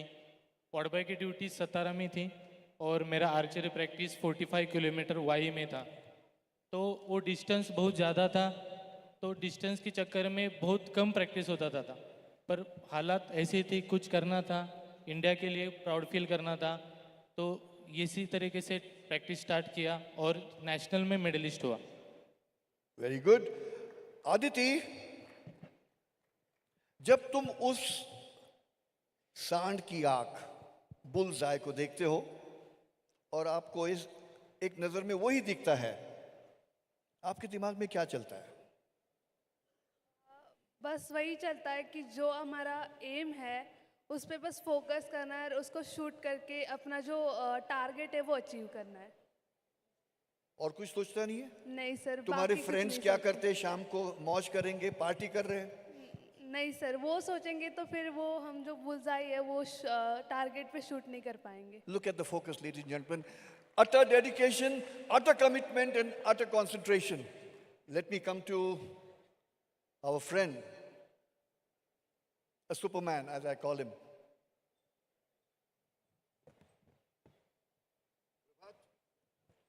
Prabhat. And this is something which I think you should need to look at it. When he jumps for the first time, when he jumps from the first time to take that swim, which is going to take him across 30 kilometers, 40 kilometers, or 100 kilometers, he doesn't see the end of it. Prabhat, what goes in your mind when you take that jump? Good evening, everyone. And I'm sorry, actually, and thank you so much for giving me such platform and such an elite group of audience to hear me. Thank you so much, Rotary International. Thank you. Again, coming back to the question, so what I feel before swimming or starting any of my events is if I am entering that water, whatever time it may be night, it may be the morning, whatever time be it, I just have to come out on the other side. I can't come outside in the between. I can't even touch the boat because there are many reasons. First, I don't want any, failure in my name, though I know failures are like the steps to success. But still, the reason behind I'm saying this because there is a lot of struggle behind this statement. Not only mine. I have swum 10 hours, 12 hours in the swimming pool, coming back up and down in the swimming pool. With that, I was not the only one doing that. There were also my parents sitting there in the night, whatever time be it, they were there helping me, guiding me, and feeding me time to time. So it was Thank their you. Thank you for the thing credit. also. Thank you for the credit. Yeah, carry on if you have something else to say. So it was their struggle also. So it's like, one shot. That's all I got. That's the only thing I am thinking when I'm getting in the water. Of course, I only say any swim which we do is just 20% physical. Baki, all the 80%, it's all mental. And my parents always told me that swim with your mind, not with your body. If your mind is strong, you can swim any kilometers, any hours, no matter what. And that's why I could swim 17 hours without stopping. Thank you very much. Thank you so much. Dr. Jayaraman, that is for you, magic of mind. That is the magic, and exactly well said. It is not the physical prowess. It is not the physical output that you see. It is the emotional resilience. It is a resilience where you are able to manage your emotions. And that is the point of success and the secret. Raju has been more of a coach to him as well as being a father. Yes, Raju, what is the first thing and the first time that you caught and you saw that spark in him that you think and you thought that your son can be a good swimmer? Good evening, sir. First of all, Hello. First of all, thank you for calling us. Sir, first of all, we sent Prabhat for basic training. After basic training, to keeping him away from that, these video games and other things, improve physical strength, we continue with advanced coaching. During that, we saw he not performing well in short distance. I asked his coach, what happened? Why not he performing? He told, you expecting different thing with different person. He's long distance swimmer. He having that patience required for long distance swimming. So that day, after that we start giving him long distance event. He was doing well. Then we decided, he giving his 100%. So we start pursuing him and supporting Thank you. him. So patience, as we realize, is the name of the game. Patience. And that's what this boy has. 17 hours of patience, swimming continuously from one end to the other. 18 hours. You know something? I must tell you this. At the age of 18, my friends, at the age of 11, at the age of 11, this boy ran for the first time and swam Hooghly River, which is 81 kilometers. 81 kilometers at the age of 11. Big hand to this boy. A superman indeed. What is the most important and the best thing that you think was your worst nightmare in the competition? The best part of my competition, means till now I've played, is of World Champion, जहाँ पर मैं quarter finals तक पहुँच गया था, but after quarter finals I have to face the world top level players, and the first match was with Poland guy, but with that it was quite easy to beat him, so I beat him with the score of 148 of 150, and after that ऐसा था कि जो मेरा next competitor था, he was Mike Schlosser, world number 1 थे, and with him I have to compete, and at that time I thought that okay he is world number 1, I am going to lose, but if I am going to lose I have to make sure that he doesn't win easily, so I have to give him a great competition. So that was a cue word I was thinking every time, and that makes my mind calm, and means I haven't taken any tension at that time. Or when I played the match, I was just going with my process, and at that time the last arrow when I hit, I came to know that I have shooted 149 and he has shooted 148, and I've won that match. So I've defeated world number 1. So that was my precious moment you can say, cause defeating at that time my world ranking was like 40-50, and defeating world number one is a great moment for me. So that is the Thank precious you. moment. You know something, my fellow Rotarians, we have these three people sitting here. They have by now got multiple goals for India, multiple silvers and multiple bronze. And you know where they train. You know where they train. That's an apathy. They train in the sugarcane field.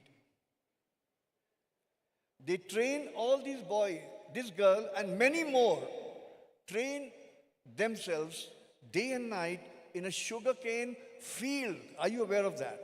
There is no great facilities or infrastructure we are talking about, but it is just a passion. It is just the commitment and the determination that is making them different. And here is a man who is making it possible. He sold his house to get that field. He sold the wife's jewelry to get that. And here is Praveen. तुम्हाला काय सांगायचं का? Would you like to say something quickly? Yes. Rotary would like to do something about it. And I have a small question for him before we announce something for them. मुझे कुछ बताना है आपसे. जो शुगर केन में जो गन्ने के खेत में जो ग्राउंड बनाया है, उस ग्राउंड में जो फैसिलिटीज़ है, वो फैसिलिटीज़ के मुताबिक जो ट्रेनिंग देना चाहता हो वो ट्रेनिंग में दे रहा हो, पर और भी कुछ करना है. अभी एशियन गेम्स में मेडलिस्ट आ गए, वर्ल्ड चैम्पियनशिप में मेडल आए, पर एक मेडल और देना बाकी है, और वो मेडल है ओलंपिक का. Thank you. ओलंपिक का मेडल. और एक चीज़ है कि जो 52 सेकंड है हमारे, जो इंडिया का नेशनल एंथम बजेगा, उस नेशनल एंथम को हम और आप पूरा दुनिया हम मुट्ठी में लेना चाहते हैं. Thank you. बस. What a great thought. These two people, Prabhat does not at times have a swimming pool to practice. Are you aware of that? Prabhat, who is today a world-renowned swimmer, do not get permission to swim in any swimming pool so easily. That is the apathy. And that is where we thought, as Rotary, we step in. Samir, all yours. Thank you, Janwar. Can we have a round of applause for these wonderful inspirations to the youth? That's why this session has been named a phoenix, from adversity to success. And you know, the emotion that bonded with the Rotarians, the director and chair, where is Nagesh? May I invite Chairman, past Governor KP Nagesh, directors here, and he will invite the dignitaries. But I want to invite 4 people, just one call from Chairman Nagesh, when convener said that we are calling these youngsters who have truly fought adversity and achieved success, didn't let it stop them. And let's reward them so that the struggles that their family, their parents, selling jewelry, selling houses, just to see that they can represent the nation and bring laurels to the nation. Over a phone call, these 4 people have contributed to a kitty which we are dividing amongst the 3 sportsmen and the 2 coaches. So Ravi Gugnani is already up here. May I have PDG Surinder Bomi Reddy. Let's have a round of applause. Ravi is given a very substantial sum. Surinder Bomi Reddy, if you're here, PDG Surinder Bomi Reddy, please come up. I don't think he's come. Ramesh Agarwal ji from Jaipur. Ramesh ji, please do come up. And we have a past president from our own district, past President Subhashini of Utkrishta. Subhashini, are you there? There she is.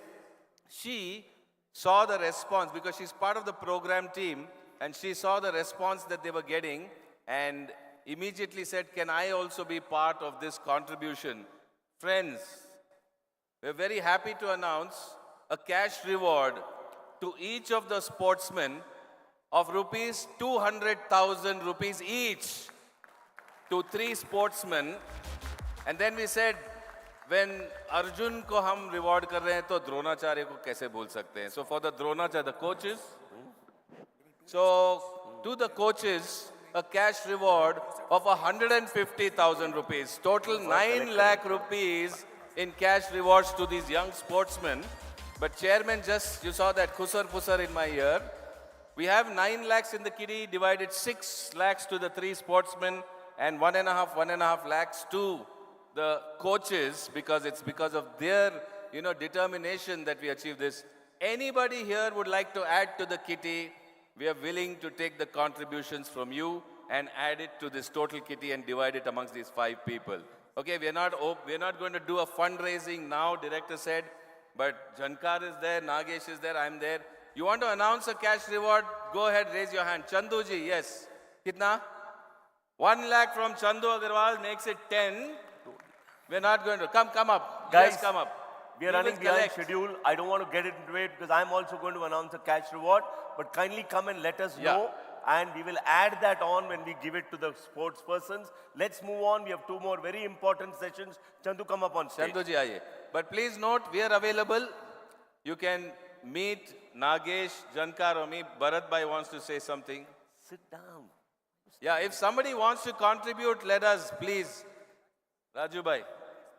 If somebody wants to contribute, please do. We will take a couple of minutes. All right. Anybody in the auditorium, anybody in the audience, you don't have to be a PDG, you don't have to be a DGE, DGN. Any Rotarian who would like to contribute, you're willing to raise your hand, announce it, and we will call you up. Can I? Yes. 2 lakhs from me. 2 lakh rupees from Raju Subramanian. Somebody's hand is up there. Ajao. Can you tell me the figure? I think it's Vinod Thakkar. If it is 1 lakh plus, please walk in straight away to the stage, please. Shashi ji, 1 lakh, 2 lakh. Here, Vinod 1 lakh, Saraugi. okay. Shashi Varnakar, 1 lakh, please come up. Vinod Saraugi, 1 lakh.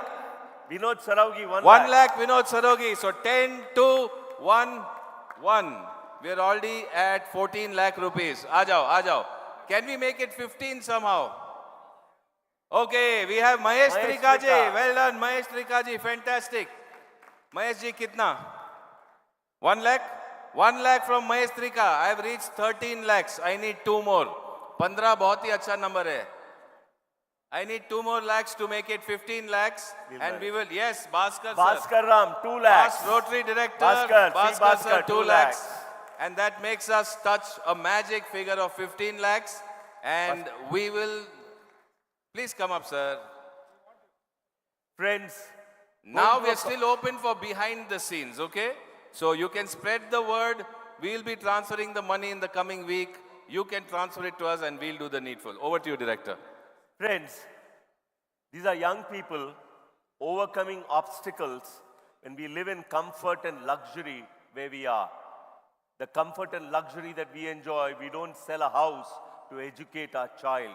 But a house is sold not once, not twice, to ensure that the passion of that son of his is complied with and that passion leads to success. And I think, my friends, today has been a great day of passion all along. So the first award that I'd like to leave, and I'm going to give this at the hands of our president, Gordon McAnally, please. And may I request Bharat, Venki, Manoj and Anirudh to join me on stage. Ultimately, this is our country. These are our children. Our children. Venki, please join on stage. I'll read the award. The Rotary Institute 2023, we confer upon Aditi Gopichand Swami, Pride of the Nation Award, for your focus and unwavering steadiness to hit your target, for instilling and triggering an undisputed national pride in every Indian, for your tireless efforts, sacrifice and conquering Herculean hardships and obstacles. We celebrate your victory. I bow to you, my dear young girl. God bless you and do achieve greater heights than this. Well, friends, a slight correction. Dr. Bharat Pandya just told me that my maths is bad. That was always bad. That's why I'm not a trustee and I'm just a small dental surgeon. The total collection is 17 lakh rupees, not 15. 17 lakh rupees. And that's why he's in the TRF and I'm not. The Rotary Institute 2023, we confer upon Ojas Praveen Devtale. There's one person I want to call on stage. May I request VR Muthu, please join me on stage. I'm sorry, my apologies, I should have called you first, it slipped my mind. Ojas Praveen Devtale, Pride of the Nation Award. And this I saw live when he won that gold and it filled my heart with joy. For your focus and unwavering steadiness to hit your target, for your instilling and triggering an undisputed national pride in every Indian, for your tireless efforts, sacrifice and conquering Herculean hardships and obstacles. We celebrate your victory 16 December. And he, at this age, defeated a world champion. I think it's an amazing achievement. Muthu, come here. I want you to give this.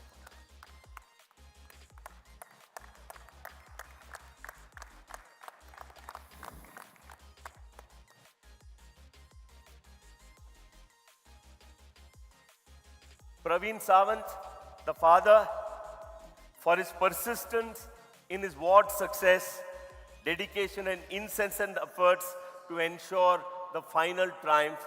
Muthu, again, may I request you to hand it over to the proud father of a proud son, an outstanding son of India. Coach, I'm sorry.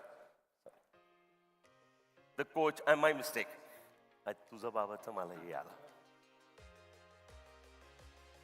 Let's wish this young man great success in 300-kilometer swim from USA to Hawaii.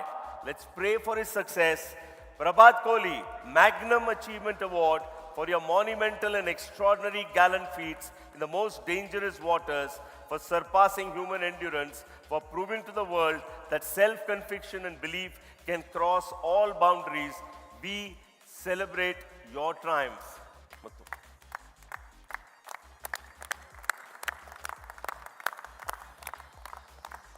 Last one. Yeah. All of you come forward. Aditi, Bada, Aditi, don't go back, beta. Don't go back, beta. Oh, just come forward, beta.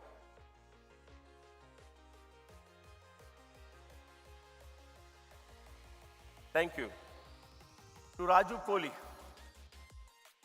the father of Prabhat, what a sacrifice. For your continued and dogged precedence, Utsav Puraskar, to ensure your ward's success, dedication and incessant efforts to witness the final triumph, may I request, give it to the father.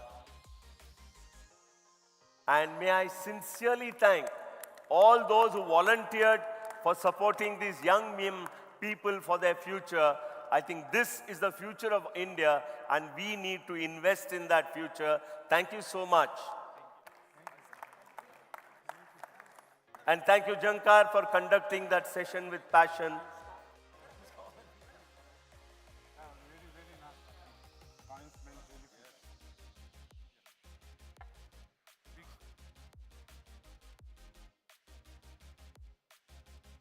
Okay. Thank you. Thank you. Venki, please remain on stage. The others may kindly exit the stage. Thank you. Thank you. Venki. Okay. Huh? Can you believe it? Believe it? Thank you. Thank you. Raju, all the best. Thank you, ladies and gentlemen. Thank you and congratulations, all the awardees. Request guys to come forward a bit. Come forward. You need not be backbenchers. I love to be a backbencher normally, but can you guys come forward a bit? We have a fantastic session on Frankly Speaking. You guys have asked the questions and they will be answered. So please enjoy that session, because this is one session we look forward to at every institute. So you have your questions and we have the answers. Venki, all yours. So we invite past Rotary International Director A.S. Venkatesh to take over the directors panel, and then after that we'll have the Frankly Speaking.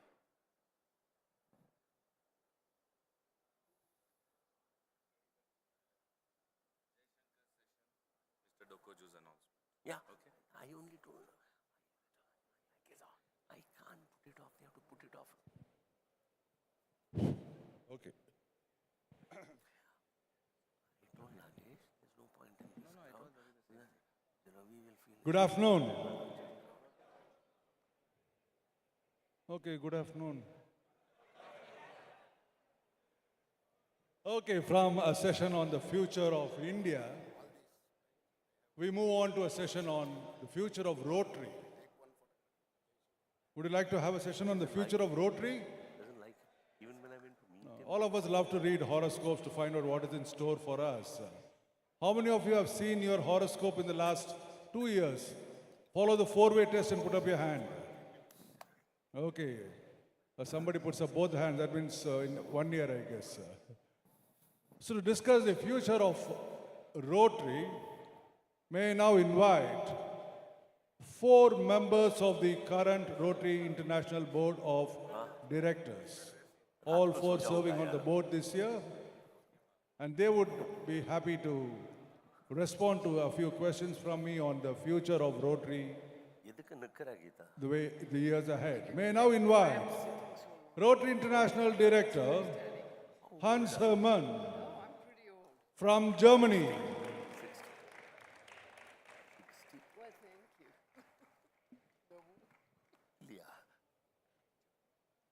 Thank you, Hans. Please, any of the seats. I now invite Rotary International Director Henrique from Fortaleza, Brazil.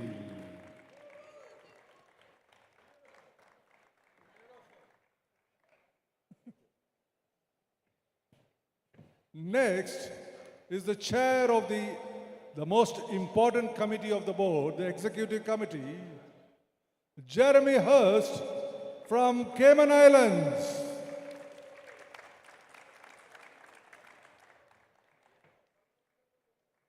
Welcome, Jeremy. And finally, my good friend, my batchmate governor, and my successor handling zones 5 and 6, Director Aniruddha Roy Chowdhury from Kolkata.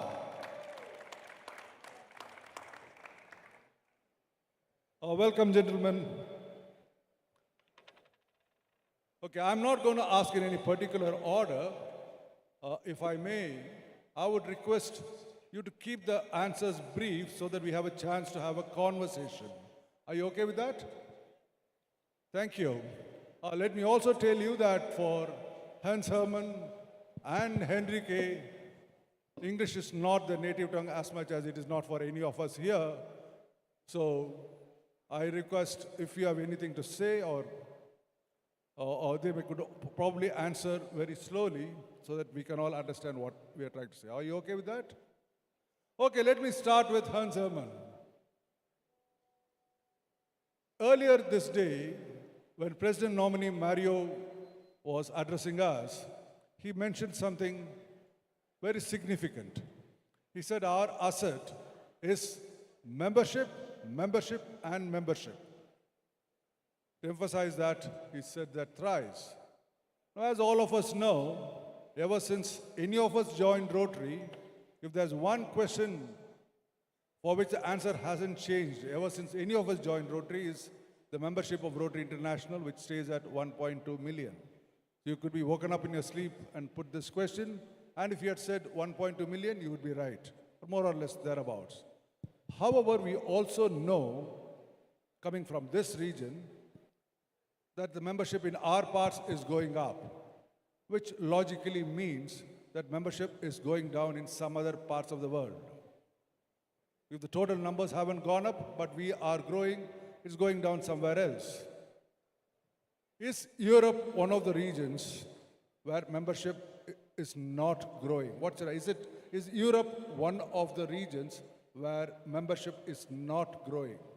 Is it one of the regions? Europe? Europe as a region, the membership in Europe. Yes, talking about Europe is talking about several regions and different reasons for growing or decreasing of membership. Most of the regions in Europe have a similar situation. They have a membership which is relatively old, and we have to change this situation. I have a personal motto since I was a governor in 2016, and my motto is Rotary becomes younger, more female, more colorful and more joyful. And that's, I think, I've learned so much about this in this wonderful institute. You are some steps ahead of us in many of these points. We have many clubs in Europe which are clubs of old white men. And so we have to change it, and therefore, for me, young members are the most important thing.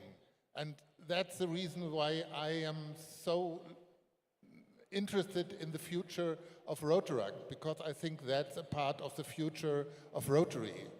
And the second point is we try to reach a goal of 20% female members in Europe. Maybe this year we will reach it, but our next step must be to reach 30% of female members. And we can see a colorful Rotary in India. That's not what we can see in Europe, and we have to work on this to be more colorful. And then we will together be, like you, more joyful at once. Well, a very important point you have brought about changing the profile of our membership, the age, average age, or the gender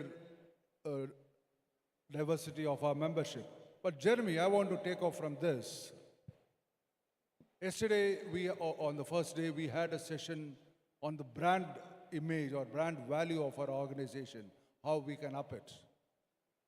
Now, do you think brand consistency in brand communication is essential to send the right message, and would that result in what Hans Hermann is talking about? What is your take on brand communication? Thanks, Venki, and thanks everyone. It's great to be here. I'm very excited about the future of Rotary in many, many ways. And I think one of the things, the messages that has come across at this particular institute is the importance of consistent, vibrant brand as we move forward. And let's think about who our audience is, because we're pretty good about doing business with our own members. We heard earlier on in corporate social responsibility, we're talking to our own members primarily within India. But the most important audience, I would argue right now, or as important audience, is that external audience. And if we're going to reach them, we need to have a consistent, standardized brand which everyone understands. We need to have that Nike recognition, that Amazon recognition, that Pepsi-Cola recognition. And that's what we need to build towards. And the board quite recently took a decision which is quite revolutionary in many ways. And you know what Paul Harris said, and we have to be evolutionary at all times and revolutionary on occasions. And we were revolutionary at the last board meeting, I believe. And one of the decisions we took was in relation to our logo and our theme. And going forward and I want to congratulate President nominee Mario Cesar, who's going to be the champion of this. Going forward, we're going to be having a consistent Rotary master brand, a no Rotary annual theme brand. Okay? Now, the importance of that is that we don't have that confusion that we see on Rotary's main website to our regional websites to our local websites. We're getting that same message out there. And there's a number of other things that we've done to build that brand, but it's so important that we let the world know who we are, and we're consistent in that. There's one other point I'd like to make is it's not all about brand. We don't just buy Nike because they've got a nice looking logo. They associate it with the quality of their product. And we need to be absolutely sure the quality of our product is top notch. And when we look at our product, I would argue a massive part of that is the experience our members have. And so I think what we've got to do, everything we do as an organization should be focused not only on brand, but also our members' experiences in their clubs. And that's something we can directly control. That's the great news. We can make it happen ourselves. Jeremy, I want to add a little more question to that. Yes, on that same presentation, we saw that the median age of the world is 30, which means more than half the population under 30, and that is going to be our target audience. And also, as you yourself mentioned, and most of us talk about, each one of us here is a brand ambassador of Rotary. When people see a non-Rotarian sees us, they see Rotary is this. Now, how many 30-year-olds idolize a person, or let's say, who is a role model of a 30-year-old? Who would you say? What would be a role model for a 30-year-old today, in whichever part of the world? Maybe your part of the world or maybe my part of the world, it doesn't matter. Can you name one role model of a 30-year-old today? What would be one role model? Well, I've seen, and I'm not sure I heard everything you said in your question, but it's a little bit of an echo up here. But I seem to remember President nominee Mario saying he was 23, 24 when he joined Rotary. I was 27. And I think sitting on the stage here, we were probably younger. We've got to continue to attract those type of members. We've got to continue to focus on it. And I'm in total agreement with Hans Herman that Rotaract is a large part of our future. But I think Jeremy, I want to stop there. Today's 30-year-old, who would you think would be their role model? A 30-year-old today, let's say in the United States. Are you able to hear me? Yeah. Okay. Who would be their role model today? Well, anybody in any field, arts, entertainment, sports, business, it doesn't matter. Well, I'd like to take it back to the stage about 20 minutes ago. We saw 4 potential role models. These are the individuals we should be driving to become Rotarians and part of our organization. The contact point we have with these inspirational young people in sports, those are our role models. Every Rotaractor that goes out there and passionately fights for the causes that we believe in for a better world, they're our role models, not one. There are hundreds of thousands and there are millions, and we have to attract each of those by engaging these young people on this stage, just as we did, and I congratulate Rotary India for taking that position. I would like to come back to this later. Henrique, if there is one thing that our organization is unique in, is our emphasis on peace building. Not many NGOs talk about peace building as one of their focus areas. We talk about peace. What is your take on this? Thank you, Venk. Always is very nice to talk about peace, especially in this moment with so many conflicts, with 2 huge wars. But I would like to talk a little bit about other peace, a peace that starts in our heart, in our mind, our soul. Start in our home, start with our partners, start with employers that work for us, serve us, with our family. The peace that starts in our work with our employers, our customers. Also the peace that starts in our Rotary clubs, in our districts. It's very important to have a peace in Rotary. I believe in Rotary with 3 emotions: happiness, pleasure, emotion. We should have a peace in Rotary. Inside of the Rotary, you should have a peace because we should have an example for another people outside the Rotary. And the Rotarians loves to have a friendly space.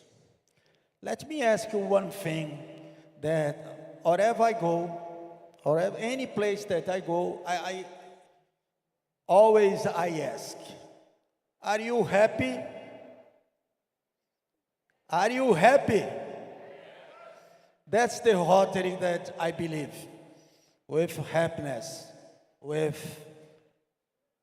pleasure to be Rotarian. So let us start this thing in our clubs, in our district, because we'll do the best thing to get the peace in another place. Well, let me, somebody wants to applaud, please applaud. Don't hold back. I can tell you that Vinita and I had an argument last night, And finally, we said, we believe in peace, and there ended our argument. Yes, peace at home is quite important. Yes. Aniruddha, I don't know how much of the echo is bothering. Hello. Can you hear me now? Can you hear? Okay, there's some echo on the stage. Yeah, okay.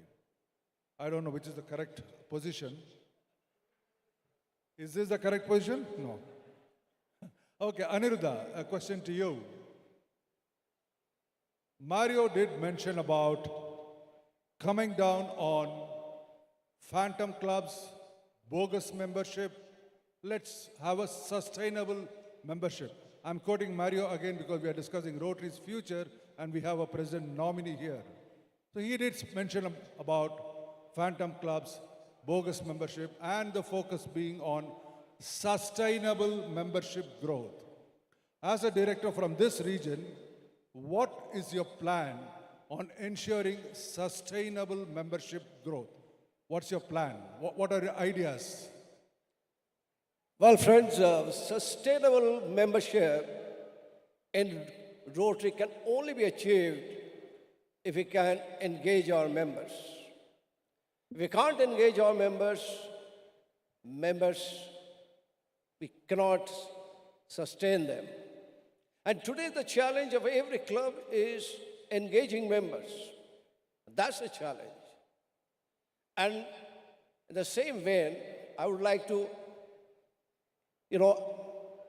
echo the sentiment of the common Rotarians. When our past director, Vajra, mentioned in his previous presentation that we are having a membership growth very limited, in India specific. And worldwide, it is somewhere declining, somewhere maybe having a good retention rate, like Germany, they have a 99% retention. But the thing is, ultimately, it boils down that the opportunity of service is the moot point. Whereas there is no opportunity of service, you stand to lose members. And that is world phenomenon. Today, my dear friend, the most important aspect today, that let us complete our process of eradication polio within 2 years of time, leverage it, and see the magic.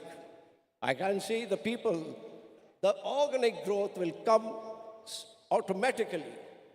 But this artificial membership growth we are trying to have it, this is not sustainable at all. So to my understanding, our first job, as he mentioned, take the Rotary's action plan to the club level. Otherwise, it will not happen. Where Rotary decides in the club, not in this forum. And that's a challenge for each one of us. All the regional leaders, all the directors, all the senior leadership of Rotary, they have to put in mind and see this. Let us take the Rotary in the club level and see the magic. Otherwise, whatever we discuss here, we find at the end of the year, we have the similar results coming forth. So my take on this subject, Pinky, we have to take Rotary to the root, and this is the only way we can do it, by engaging members. By engaging members, again, through service only. Nothing matters. Please give him a big round of applause. It's nice to hear the determination of our director. I'm sure we will succeed in whatever you want to. Hans Hermann, you mentioned about Rotrack being an important component of your plans. Now, Rotrack today is another kind of membership. What role do you have in promoting Rotrack? It's another kind of membership. They will plan their own future. As a director, what hold or control or plan can you have for development of Rotrack in your region? That's a good question. In 2022, the Council on Legislation has decided to elevate Rotaract. And that means Rotaract was no longer a project of Rotary, but it's a part of the Rotary family, like God would say. And that was a very important step, but there were not enough steps which followed up to now, because we have to recognize that just 2.5% of the Rotaractors join Rotary after leaving Rotaract. And that is a discussion we have to do, because one solution could be to say, oh, let's stay them Rotaractors as long as they want. I have heard of a Rotaractor who is 82 years old. I think that is not the solution, because Rotaract loses its unique selling proposition. They are young, they want to learn, they want to help, they want to have joy. That's not a thing with 82 years old Rotaractors. I think our challenge is to lead them from our youth organization, Rotaract, to Rotary, to help us to stay young, to become younger, and maybe one time we have about 50% of them to give them the chance to come to Rotary. And I think that would help us and that would help them. That would be a win-win. If we can achieve that, it would be a win-win. Both parties are happy. Wonderful. Henrique, the biggest corporate project, as all of us know of ours, has been End Polio now. But I am also aware that you are very passionate about leveraging this project of ours to promote public image. Can you tell us something, share your experience on that? Yes, thank you, Venki. Well, in Brazil right now, we did a very nice public image campaign about polio. Well, the first point it is because in Brazil it's very hard to give it the message, clear message to our population about polio, because we don't have polio for the last one. It was in 1991. So thank you, Rory, because the Brazilian don't understand how dangerous is a polio. The second point, we make a group to work with this project, with this campaign. It was all regional coordinators together with different areas: public imaging, Rotary Foundation, Rotary coordinators, everybody were together. Rotaractors, interactors. We had always the staff from Brazilian Rotary magazine together with us at the Rotary International. So we make a site to any Rotarian make a download of all materials. We had outdoors, bus doors, post, material to radio, TV, and one thing very important, like India, Brazil is a huge country. So it was just one voice between the north and the south, west and east, just one voice. So we got all materials in this site. You send all materials in this site to download, and we use the Rotarians with their leadership, in local leadership. So little cities make some outdoors, and another big cities, they did the same thing. So it was one voice, and the message could be very huge because everybody was used the same voice. So consistency in communication, exactly what Jeremy was mentioning. Jeremy, I want to, I heard you talking at the gates about one size doesn't fit all. There has to be a need, or regional adaptability is a part of our evolution. Can you throw some light on what it means for people in our region.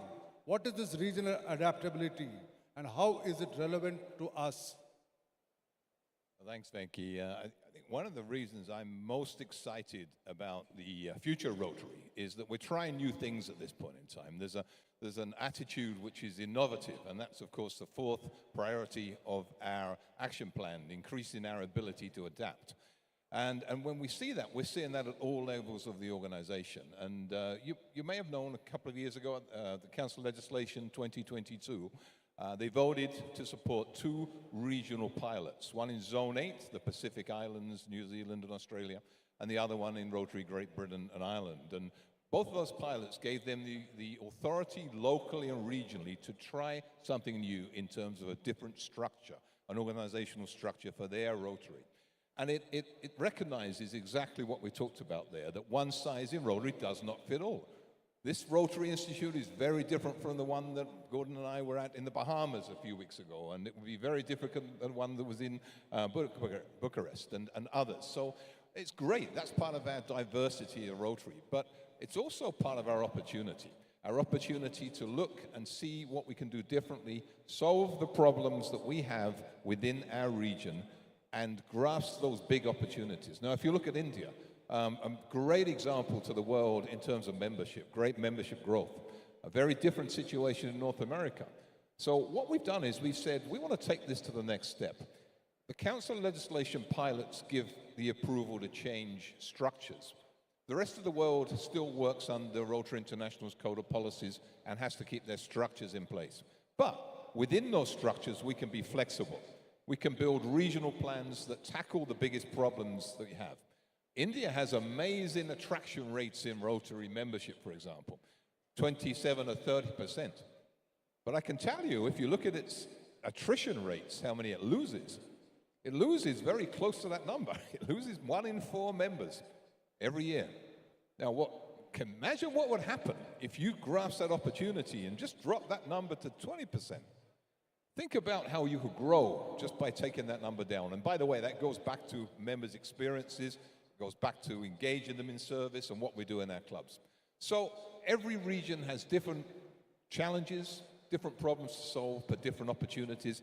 So what we're doing is giving you as a region the opportunity to embrace those and take them and make a better Rotary. And boy, the world has never needed it more than it needs it today. Thank you. Wonderful, wonderful, wonderful response. Bang on in your analysis and the necessity for regional adaptability. Wonderful, Jeremy. Thank you for that.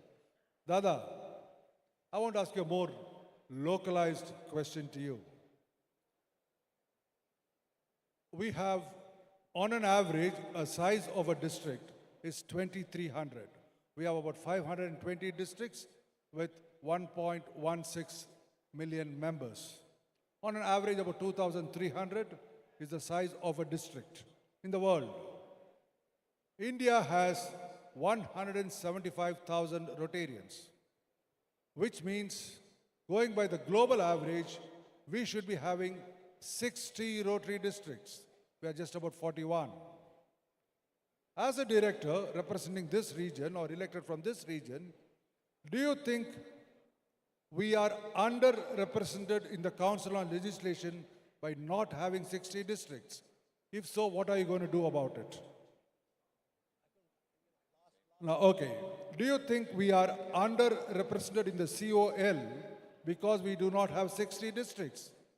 Our global average of 2,300 per district, we should be having 60 districts, which means 60 people in COL, whereas we have just 40.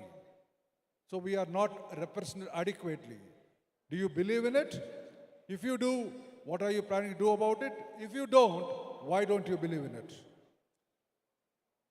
Well, again, the one size doesn't fit all. The whole concept goes like this. In India, we have a 1,75,000 members. At the same time, highest number of clubs, which means per capita club members is very low with the world standard. That is why there's lopsided, there's a district today, a district having 175 clubs. And I'm talking about this India specific, I'm talking about this subcontinent specific. Bangladesh today having 275 clubs in one district. You can't imagine it. Almost 8,000 members. But they know that cannot be sustainable membership there. And that is why Rotary International is not giving us another district. Now, very recently, they have been awarded with another district. The point is, unless we make our clubs stronger with more membership, more more per capita members in the club, I'm telling you, our such growth of membership, it is absolutely not stable at all. So we have to work in tandem, two things. One, we have to take up this matter with Rotary International, maybe in council legislations, to bring down at least, for India specific, bring down. Because they say, unless you have more members of almost 2,500 or 3,000, will not give you another district. And where the problem is, in abroad, even for 1,500 members, you get a district. That's the difference, is there.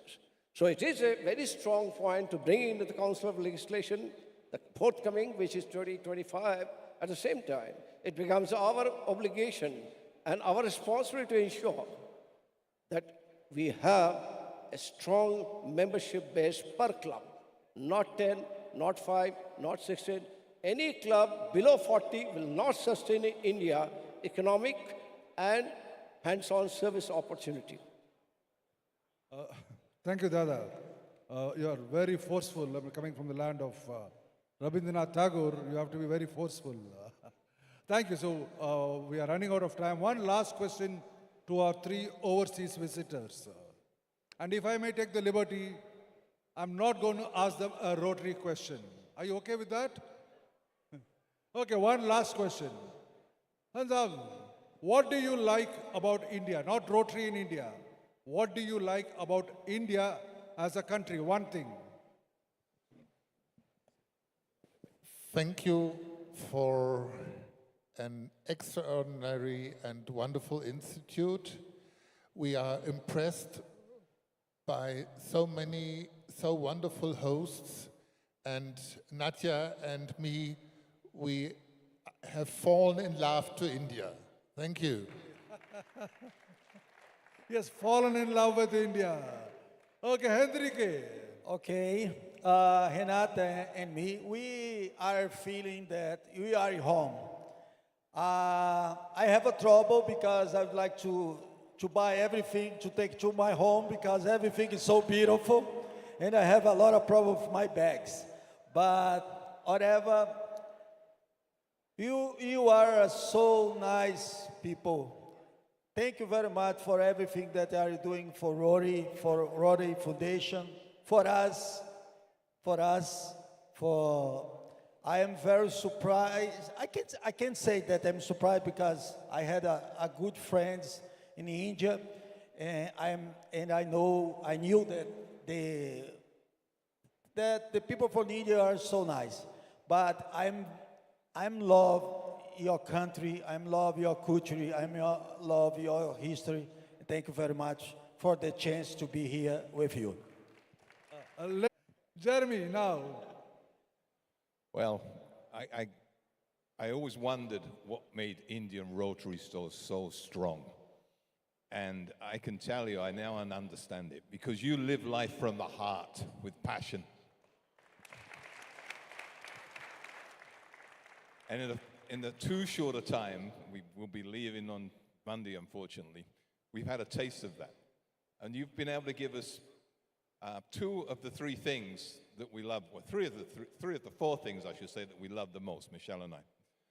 The first one is food. Some amazing food. And you can see I'm trying to sit up here without things popping out because of it. The second one is dance. Boy, you guys can dance. We had great fun last night. The third one is being with fellow Rotarians and spending time together. And the fourth one, which we haven't had much time to do, but means we're definitely coming back, is shopping. And Michelle has not invested too much in the island. So we've had a wonderful time. Thank you all so much. Give a big round of applause for this gentleman. Thank you, gentlemen, for your time and your wonderful insights. Thank you. 1 second. Venki, let me answer your first question. Regarding the Phantom Club, myself and Raju on the same page. We have identified the Phantom Clubs.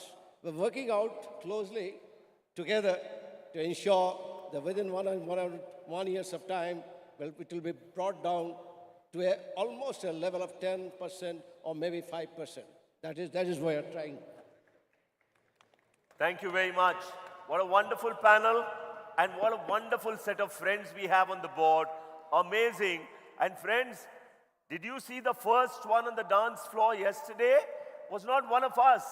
It was who? Michelle and Jeremy. Okay, friends, we come to the last panel. A panel which is always an interesting panel. A panel where you ask and we frankly answer. And may I invite the moderator for that session, past Rotary International President Ravindran, to please take over that panel, introduce the members and invite them onto the stage. Before he does that, friends, please be here on time. I have a feeling that by 9:30, 9 o'clock, 9:15, the minister has got a state permission to travel, so he'll have an escort for the purpose of coming in. And if he comes here, he says he wants to start and leave as soon as he comes in. So please be on time, dance your way to glory, but one day you can speak a little less. Sleep a little less. And I think let's not miss an outstanding citizen of this country, Dr. S. Jaishankar, tomorrow. Don't regret it for the purpose of your sleep tomorrow morning. Raju, forget the introductions. I think these guys are very well known. Got it. We have a disadvantage here because you can hear us well. I'm afraid the panelists are going to struggle because there's no sort of speaker pointing in this direction. I have seen the questions that have come up, been conveyed to me. I think we will cover most of it. I actually wanted to ask some simple things like who started Rotary and who started the foundation, but now that you have raised some more difficult stuff, maybe we will put it out to them. There was one question on group study exchange. Whoever asked that, come and see me personally because I was responsible for voting against GSC, so let's not go into that this time. All right, I'm going to start with the president. Can you hear me, sir?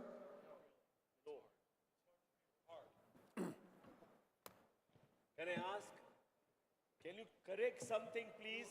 On the stage, the question is being not heard.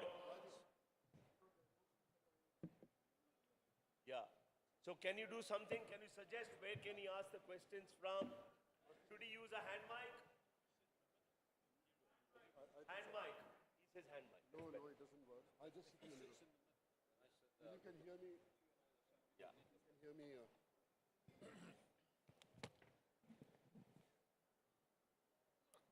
All right, we're going to start with the easy ones first. President, on my left, you have changed this theme of Rotary being, the president's theme coming up each year. When I say you, it's not you, your board. What is the thinking behind it? And listening to your answer, I might ask my friend here, what do you say about it? Because you're the first president who's not been able to make your own theme. You first, sir. Well, first of all, thank you for the opportunity to address a very important question. And it's interesting that it should come in a panel session the day after the presentation we had on consistency of messaging being such an important part of any brand's identity. At the October meeting, we took the decision to discontinue the presidential theme from 25-26 onwards. We did not take a decision to discontinue an annual message from 25-26 onwards. But what we did was we removed the, quite frankly, huge responsibility on one individual to set the annual message. Up until now, it's always been the responsibility, and believe me, having gone through the process, it's a big responsibility on one individual to set the message. The first thing I was told when I was made president nominee was, we don't want to know what your theme is yet, but remember, it will be on your gravestone. It is such an important decision you are going to make.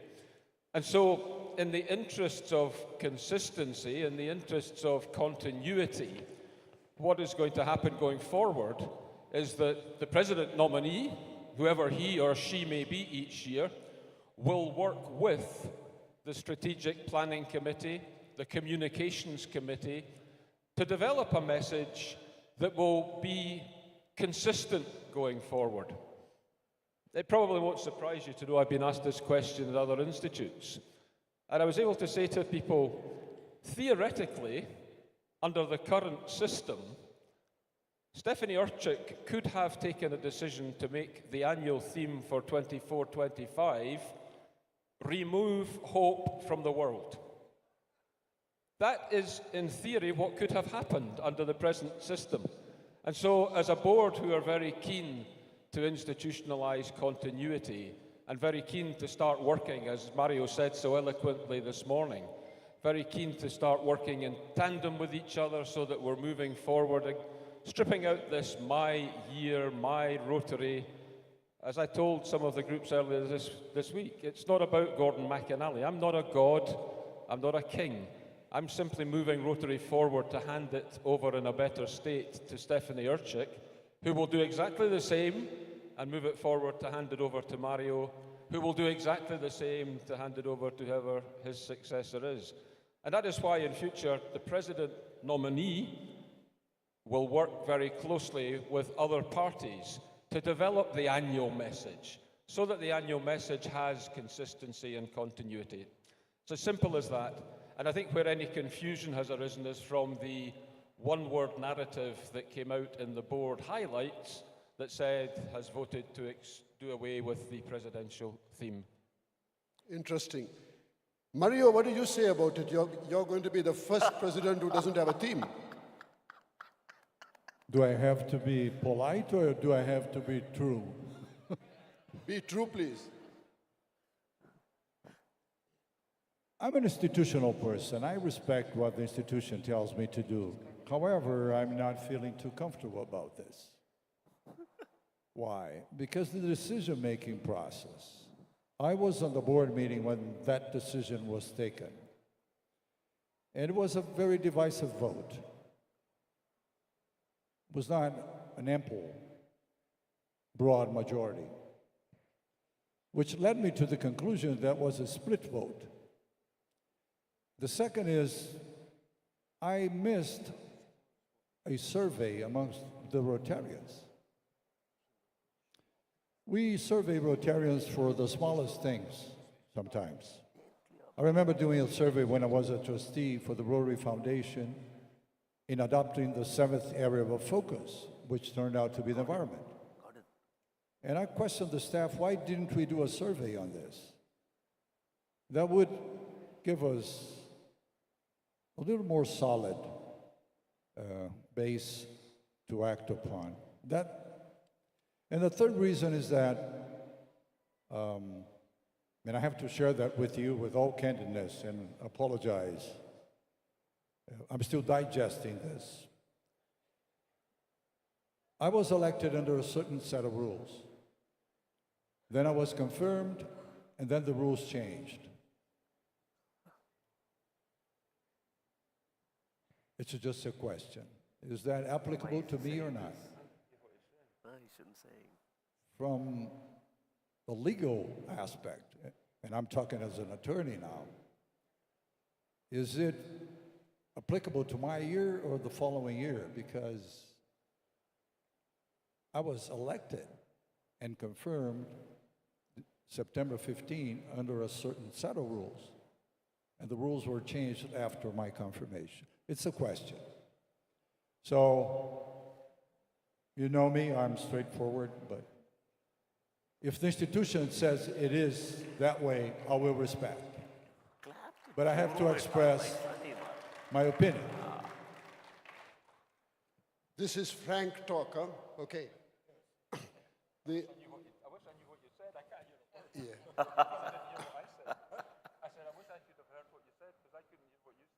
Okay. Mario, DEI, I'm going to ask you again.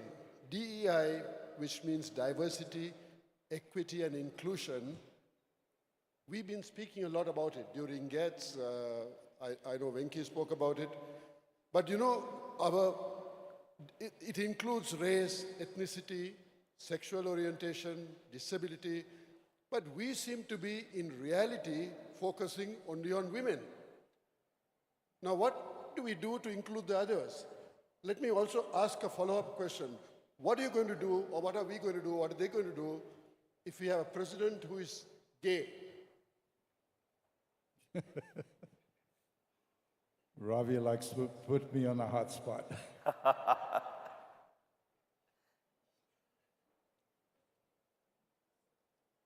Can I start with a great question? This is frank talk. You can say anything you like. You can even turn around and tell me, you SOB, shut up now. I'm going to ask you guys, what is the largest company in the world? Apple. How much is Apple worth? $2 trillion US dollars. Who is the CEO of Apple? Tim Cook. Tim Cook is gay. He hasn't reduced a single cent of Apple's value in the market. He wasn't elected the CEO of Apple because he was gay. He was elected because he was competent.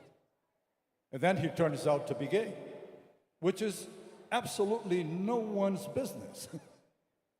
For the Apple shareholders, what interest they have in Tim Cook is his professional competence, skill.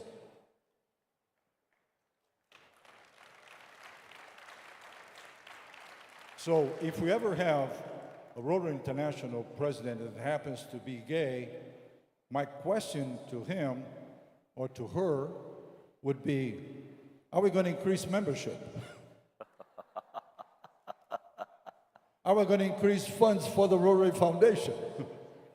If the answer is positive to both questions, I'm entirely for it. Ravi, about quotas. Quota for me is an awareness, a sign of respect to bring some questioning to our own mind. And Gordon knows that a president has to appoint a lot of people. It brings a question to our own mind on whether we are appointing the right person or not. I appointed a woman to be my aide. Susie Howe from Texas, the first woman ever to be aide in Rotary. Why did I choose Susie? Because she was female? No, because I talked to my wife and we agreed that she was the best option amongst male and female. So quota for me is an orientation, never a chain. Competent women do not need quota. Incompetent women do not deserve. So if you are competent, we're going to find you. Rotary is slowly treading towards equality. If you have competence, if you have skills, if you have merit, regardless of your gender, we are looking for you and we're going to find you. Woman, man, older, younger, black, white, Hindu, Christian. You can come from the USA, from Brazil, from Scotland. We're gonna look for you. We're gonna search for you. Thank you, Mario. That was pretty good. Now I'm going to move on to something else. You like membership, and I'm going to ask Director Raju. Raju, you know, moved from talking about 1.2 millions to 1.4 by bringing in Rotary. But we do know that Rotary membership has dropped from 209,000 to 120,000 or something after we asked them to pay. Now, do you expect these Rotary numbers to decrease further? That's question one. And question two, we are playing around with this 1.2 million and 1.4 million. What, are we being honest in doing this? Is it ethical for us to do this? What do you say about that? Let me answer the second question first. A couple of years back, there was an announcement of what the membership figures were. And I put up in reply to that figure was incorrect because it did not take into account the membership of Rotary in the beginning and only took the membership of Rotary at the end of the year, added to the membership of Rotary that happened and created a figure which I thought was not consistent at all. I do believe that after the COL, we have to add Rotary membership into Rotary membership, but by showing them separately and not unitedly as one, that will give us a true picture of where we stand in Rotary and where Rotary stands and what the total membership should be. Have I answered the second question first, Mr. President? I have? And what's the first, I'm sorry, what's the first part? I forgot. What's the first part of your question? First part was same thing. It's okay, you covered it. I've covered it. You covered it. You're a lawyer, you know, so you have a way of playing with words. You answer honestly and he says you play with words. What do you do with this, guys? Go ahead. Yeah, I wonder if I might just make a comment on the issue of Rotary membership. I'm not so sure that we have lost all those Rotary members because we've started charging dues. I suspect part of it was we did not really know how many Rotary members we had prior to us starting charging dues. And so now we have a benchmark from which we can measure that membership. And I think, you know, to answer the question as well, I think now we have a true membership of Rotary, we can see that grow. But I think the figure that we had before was largely anecdotal because we didn't keep records of who was in Rotary and who was not in Rotary. We simply took numbers that we were given as the membership of Rotary clubs.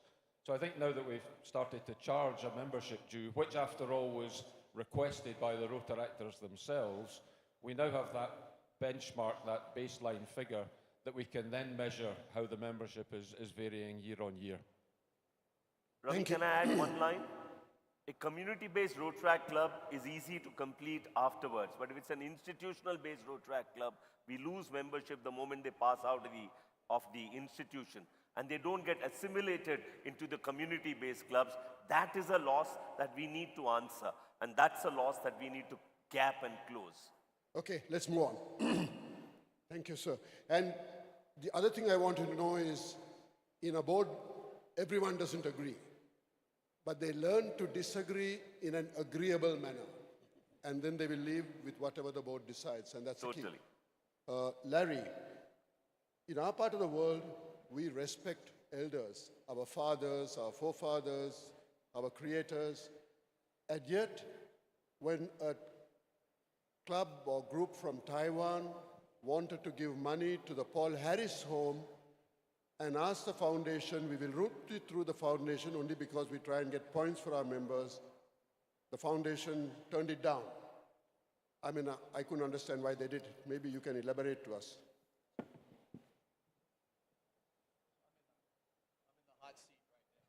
Can't hear. This one working? Yes, it is. Our moderator is really providing those incisive questions, isn't he?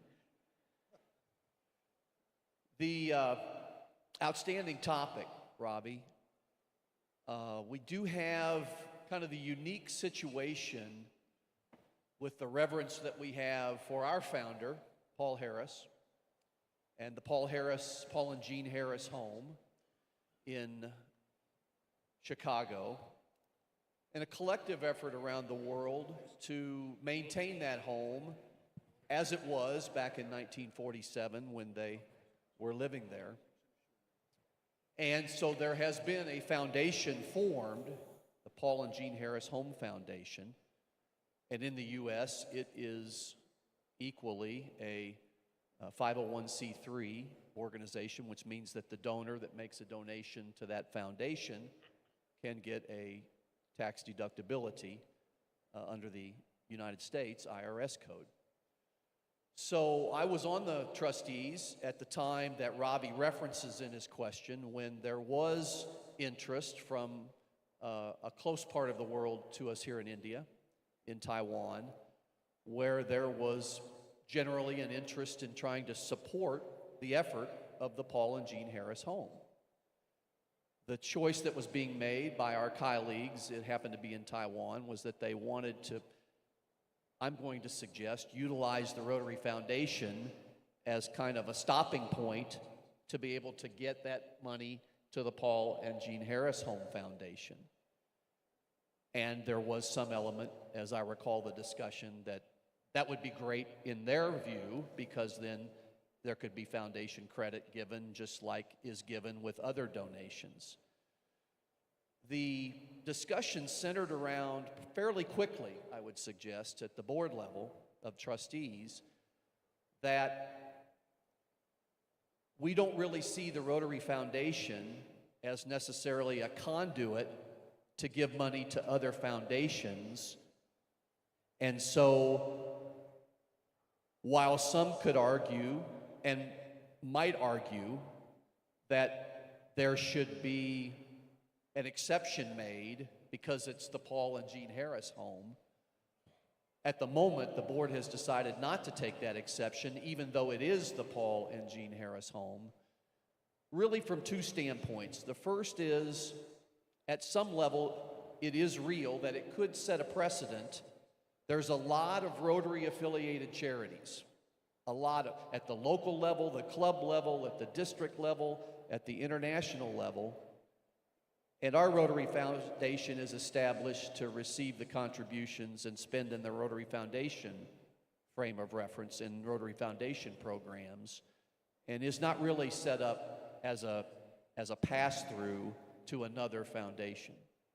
So while I'm confident that the folks, our colleagues, our great colleagues in Taiwan may have been disappointed about that, I should also say that it's interesting you posed the question, because after we had this wonderful lunch today, I was engaged in a conversation with some folks here in this great country who are interested in the same thing.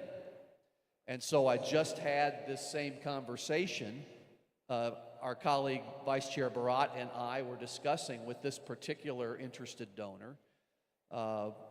Because of that, I expect that the conversation will again come before the board, which is why I've tried very succinctly to identify the first, and I'll mention quickly the second, hurdle that we'll have to get by. First is what I've mentioned. We don't necessarily see us as the midpoint towards someone else's foundation's goals. And secondly, if we were to open that up to the world to say, okay, Rotarians, let's have associate foundations that we have in many countries.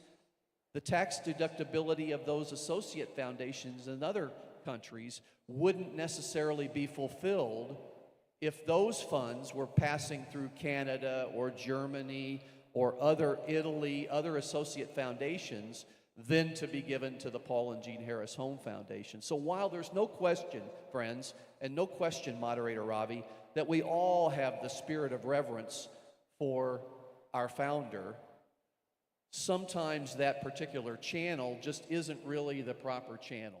So Bharat and I will take this conversation from today. Am I being fair, Bharat? And we'll consider if there are other creative ways that we haven't thought about, but that's clearly why the decision was taken and the stance that we have right now. Thank you, Trustee Larry. The moderator's job is not to debate with you. That I leave it for of you all. So I'll move on into a subject which interests everyone. You've written a very strong letter signed by you and the president-elect. At that time, Mario was not elected, so he didn't sign it, about elections, more than that, about people going to courts. I have a solution, Mr. President. Why don't we just allow electioneering, canvassing like Lions and other people do, then you don't have to worry. Well, I think, frankly, Rotary is above that. I think we are an ethical organisation and we should behave in an ethical manner. As you say, I wrote a letter which was co-signed by Stephanie. I followed that up with a video to several places in the world. We did not select India as our target, but we have to be honest and we have to say that there are malpractices go on in this great country, and there are examples of bad behaviour goes on in this great country. And I came to India for the first time in April, and Heather and I spent a wonderful time touring around, seeing the most wonderful projects being carried out by the most wonderful Rotarians in this country. But we all know that there is a cloud hangs over Rotary in India. And that cloud is the behaviour practices of some of the leadership. And so I'm determined that we will start to make inroads to this by identifying that behaviour and calling it out. Because it's not good enough to say, because we do such good work, we accept and we tolerate that bad behaviour. As I said at the beginning, Rotary is above that. Rotary should be better than that. Everyone in this room is probably better than that, and everybody in this room should be better than that. And it's not fair when we see the practices that go on, the intimidation that goes on at times. We have to stop that, and we have to show Rotary as a shining example of an organisation that has ethical standards, that it believes in, and that it lives by. Well, they seem to like your answer, Mr. President. Mario, 35% of membership of Rotary is now in Asia. 27% of giving is in Asia. Why are we still hanging around Evanston? Why don't we move it to Singapore or Delhi or some other place, the headquarters?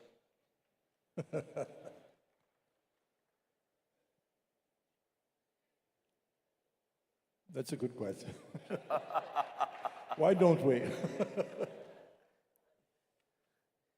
Ravi, I think that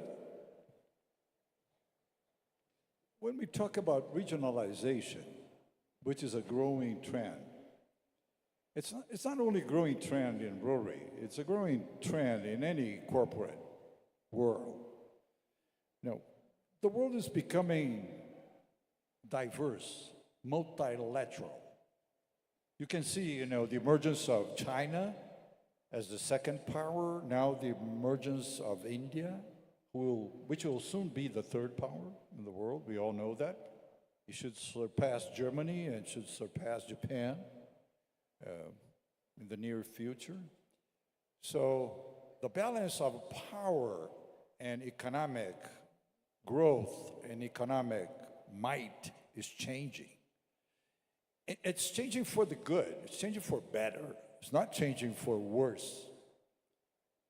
Because those regions are emerging and adding people, elevating their level of living. And Rotary has to represent that. If we are, as our origin was expected, if we are to represent our communities. So as the communities grow and incorporate more people into a better position in life, Rotary should follow suit. So I think the trend in Asia is very clear and will continue. What I see is that with regionalization, we will have to approximate, to approach some of the power that today is concentrated in Evanston into some of the local offices. That's my take on it. I might be wrong. That's how I envision this coming 5 or 10 years down the road. 2/3 of our head count today reside in Evanston. I don't think this will continue to be like that. I think we will slowly have to move some of the power, some of the authority, some of the autonomy into Latin America, Southeast Asia, Far Asia, Africa, Europe. We'll have to do that. We have to beef up our headcount in those local offices to be closer to the local Rotarians and to be closer to the regions and the different cultures that we supply, that we tend to. This is my perspective in, medium and long range. But I don't think we should move headquarters from Evanston because that's where we were born. It doesn't matter that we deconcentrate budget, people, power, programs. That's good. But that doesn't mean that we have to deny our local of birth, our locale of birth. That's where we were born. And I think that's where we should be. I don't think we are going to occupy so many floors as we do today in Evanston as we move some of the functions elsewhere outside of the office. But that birthplace for me is an icon. It's like history. Thank you. And I love to preserve history. Well, interesting. The trustees say Paul Harris Home is another foundation, associate foundation. We shouldn't get too excited. President nominee says we can't move out of Evanston. That's our birthplace. Well, we'll let you argue, debate that out. I want to go back to the president. President, the board was extremely enthusiastic about funding Ukraine. Almost $16.5 million raised and sent. We didn't react like that when Libya was invaded by, US and your country also. We didn't react like that when Iraq was invaded. We didn't react like that.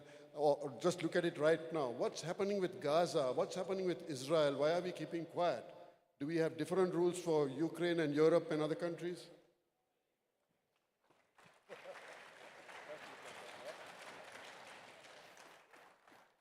I think the question has gone down very well. We'll see how well the answer goes down. I think the first thing to say about Ukraine was we had Rotary in Ukraine. There were Rotary clubs in Ukraine. And one of the great things about money that passes through the Rotary Foundation is the quality of stewardship that it enjoys. And it enjoys that stewardship because of the clubs on the ground in the areas where we support with grants that make sure the grant money is spent in the correct manner and in the best way possible. Now, sadly, for better or worse, we do not have Rotary clubs in Libya or in Syria. And so it's very difficult to support on the ground in country in the same manner as we did in Ukraine because we don't have that infrastructure of Rotary clubs on the ground. Turning to the conflict that's happening at present in the Middle East. We all know that on the 6th of October, there was a terrible incident took place that started the current conflict. For the next several days, Rotary was criticised from every side for its lack of a response to what is happening in the Middle East.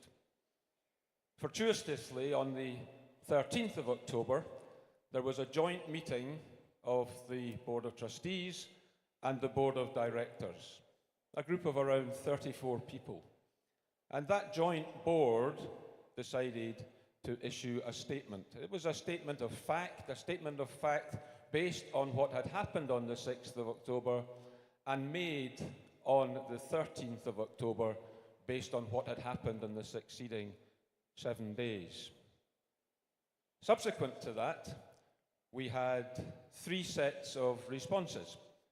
We had one response that said, thank you very much for issuing a balanced statement, a statement that states the facts and states what is going to happen in terms of support for the region. We had one response that said, how dare you criticize our side in this? And another response that said, how dare you criticize our side in this? Since then, in the succeeding weeks, the area affected most, the area where we should be working the area where we should be working to help the people who are suffering as a humanitarian organisation. So far, since that statement was issued, all that has happened is each side has complained about the statement. They have said that it was my statement. I have had personal threats, including threats to my life from the region, and nothing has been done in the region to help. We are trying our utmost to help that region. We want to help get aid into the affected area. We want to help the innocent civilians who have been affected. And yet we have clubs threatening to resign from Rotary, walking away at the very time they should be stepping forward to say, how can we help? What can we do? We want to support them. We're encouraging them. There are mechanisms there already to support people in the region. But the offers of support and the mechanisms of support are just not being accepted by the people on the ground. And that is a cause of great disappointment to me, that people who are members of Rotary can behave in that manner and have so little thought for the innocent civilians that are being affected by this terrible humanitarian crisis. Ravi, could I add, just very briefly, I know the time is ticking. You can sense the President's passion about this topic, and we all have at our core the desire to help them, whomever they may be, whatever side they may be on, from a humanitarian standpoint, right? And so, while statements and thorough analysis have taken place by both boards, what I wanted to add is earlier this week, while the governor's-elect and governor's nominee were gathering here, and many of you were traveling to get here, Bharat and I were a part of a trustees meeting called by our chairman on a couple of specific matters, and one of those was a discussion about this conflict from the standpoint of our foundation, and how can we show and collect how we can achieve some level of humanitarian effort. While we've chosen at the moment, and probably for some time, that this is not one of the new disasters of magnitude, it does not merit a specific disaster response fund, that does not mean that Rotary does not want to be a part of the humanitarian effort there. And so your trustees are working on that as we speak. Thank you. Thanks. Our time is running out. I see only a minute left. And Larry, I'm going to ask you this question. It's a very simple one. I'll just give you the numbers because you may not be prepared. Last year, I noticed the outflow of funds was $344 million. Out of that, $280 million was dispersed for the various grants.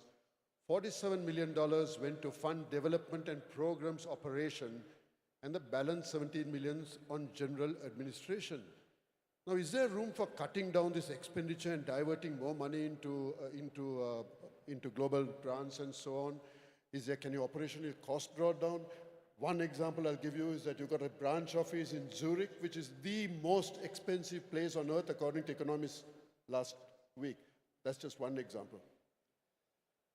It's not a difficult question. I'm sure you can handle that. Yeah, exactly. Not difficult at all. I'm inclined to first say I'm going to leave the office side of things to my dear friend Mario here, okay? He did a wonderful job of giving a short-term and medium-term vision of offices.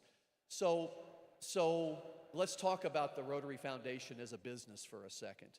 I've been on multiple occasions here with you saying that it's so great that our business is growing. And our business is growing, our giving is growing. And I would say that, first of all, I come at this from being on the finance committee.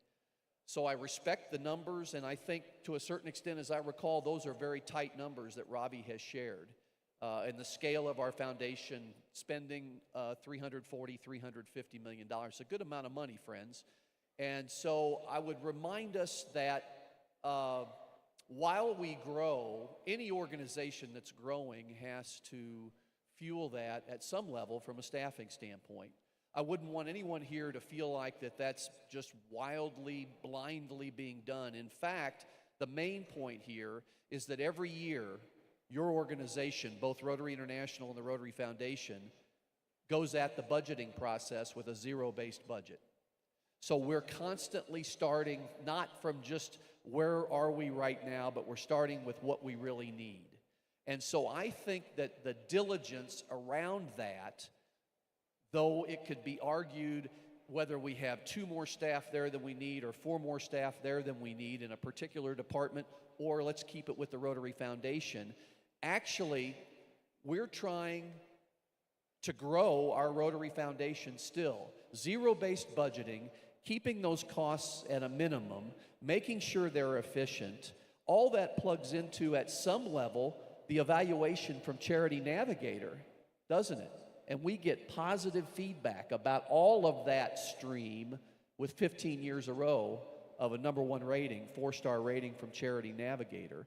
So at some level, we are currently in the process, like I would suggest any of our businesses do. If we see opportunity and we want to grow, we assess where we need to invest, and we've actually done that on the foundation side recently with 8 or 9 more fund development staff in India, in Asia, in Latin America, in the Philippines, to continue to diversify and grow our giving structures in a global sense. So we're at the moment assessing all that very diligently, and we are, I'm admitting and connecting for you, we are in the process of trying to grow, and so growth in any organization at some level means additional overhead. And we manage that every year with a diligent budgeting process. Thank you. Thank you, Larry. Friends, our time is up. You will agree that I threw some googlies around and they handled it very, very well. And that tells you that we have a very professional, very competent set of people who are leading us. And I want to thank you all on behalf of the audience for your expert views. One last office question again. Larry hurled a curveball at me. So We call it a googly in cricket. in cricket, how do you call it? Googly. A googly. Googly, yeah. Larry threw a googly at me. So I'm going to try to bat it as much as I can. Yes, I think we are having offices in really expensive places. Not only Zurich, Sao Paulo. Sao Paulo is the most expensive town in the country of Brazil. That's where we have our office. Where is our office at in Japan? Tokyo. Tokyo is certainly the most expensive city in Japan. And that pattern is replicated elsewhere. Coming from a business background and having had a business major, business administration, I have a theory of cost. You know, cost is like fingernail. It grows every day. So you have to keep cutting it. And you have to find opportunities for cost cutting. Otherwise, your budget will spiral out of control. So I think you're right. We have to, especially after the pandemic, because the pandemic introduced a new player onto the stage, virtual communication, online home office work. And we are not taking full advantage of that yet. But this is something, Ravi, that we certainly will have to visit when we analyze our costs associated with running our institution. The problem is, President nominee Mario, you're there for 2 years. By the time you work out your figures, you're out, and then it goes on.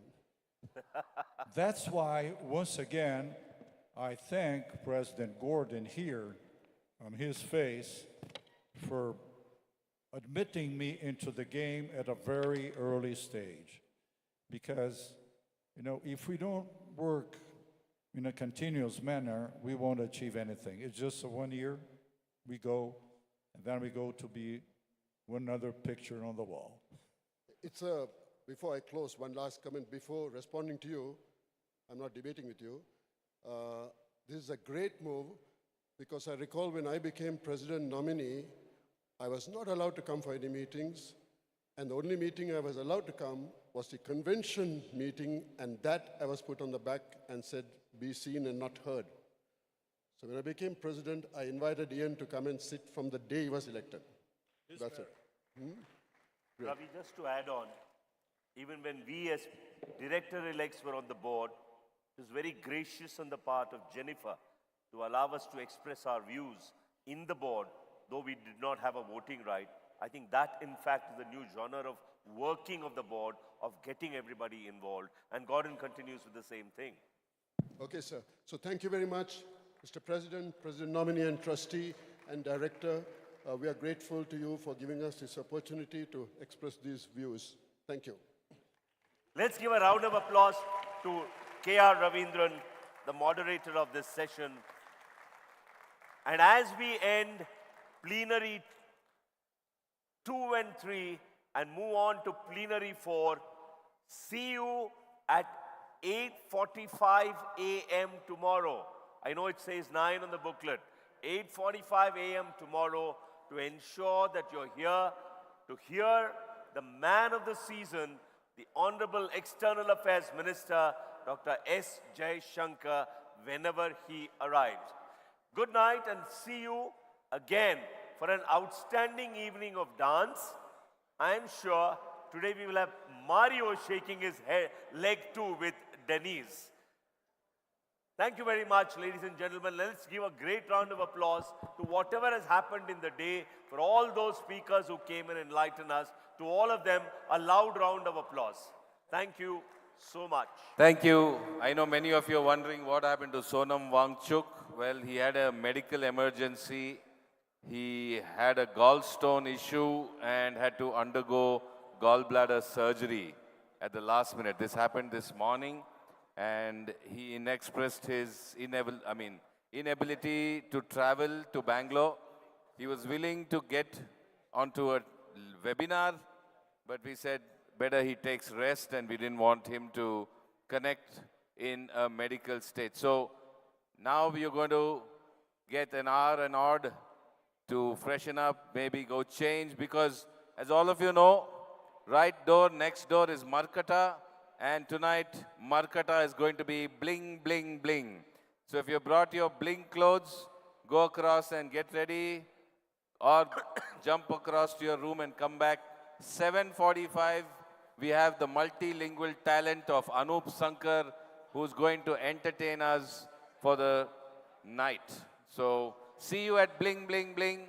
And as you heard, tomorrow it is ting, ting, ting, 8:45 a.m. Friends, there's one more thing I want to share with you. Yesterday night, like what happened at Vishaka Vista, one of our past governors attending this had suffered a heart attack. There was an ambulance at the hospital, which is there at each of the hotel. He was shifted in emergency care in 7 minutes to the hospital. He has undergone his surgery and is now well and speaking. And my friends, let's all pray for his good health and quick recovery. See you at Markata. Okay. Enjoy. See you at 7:45.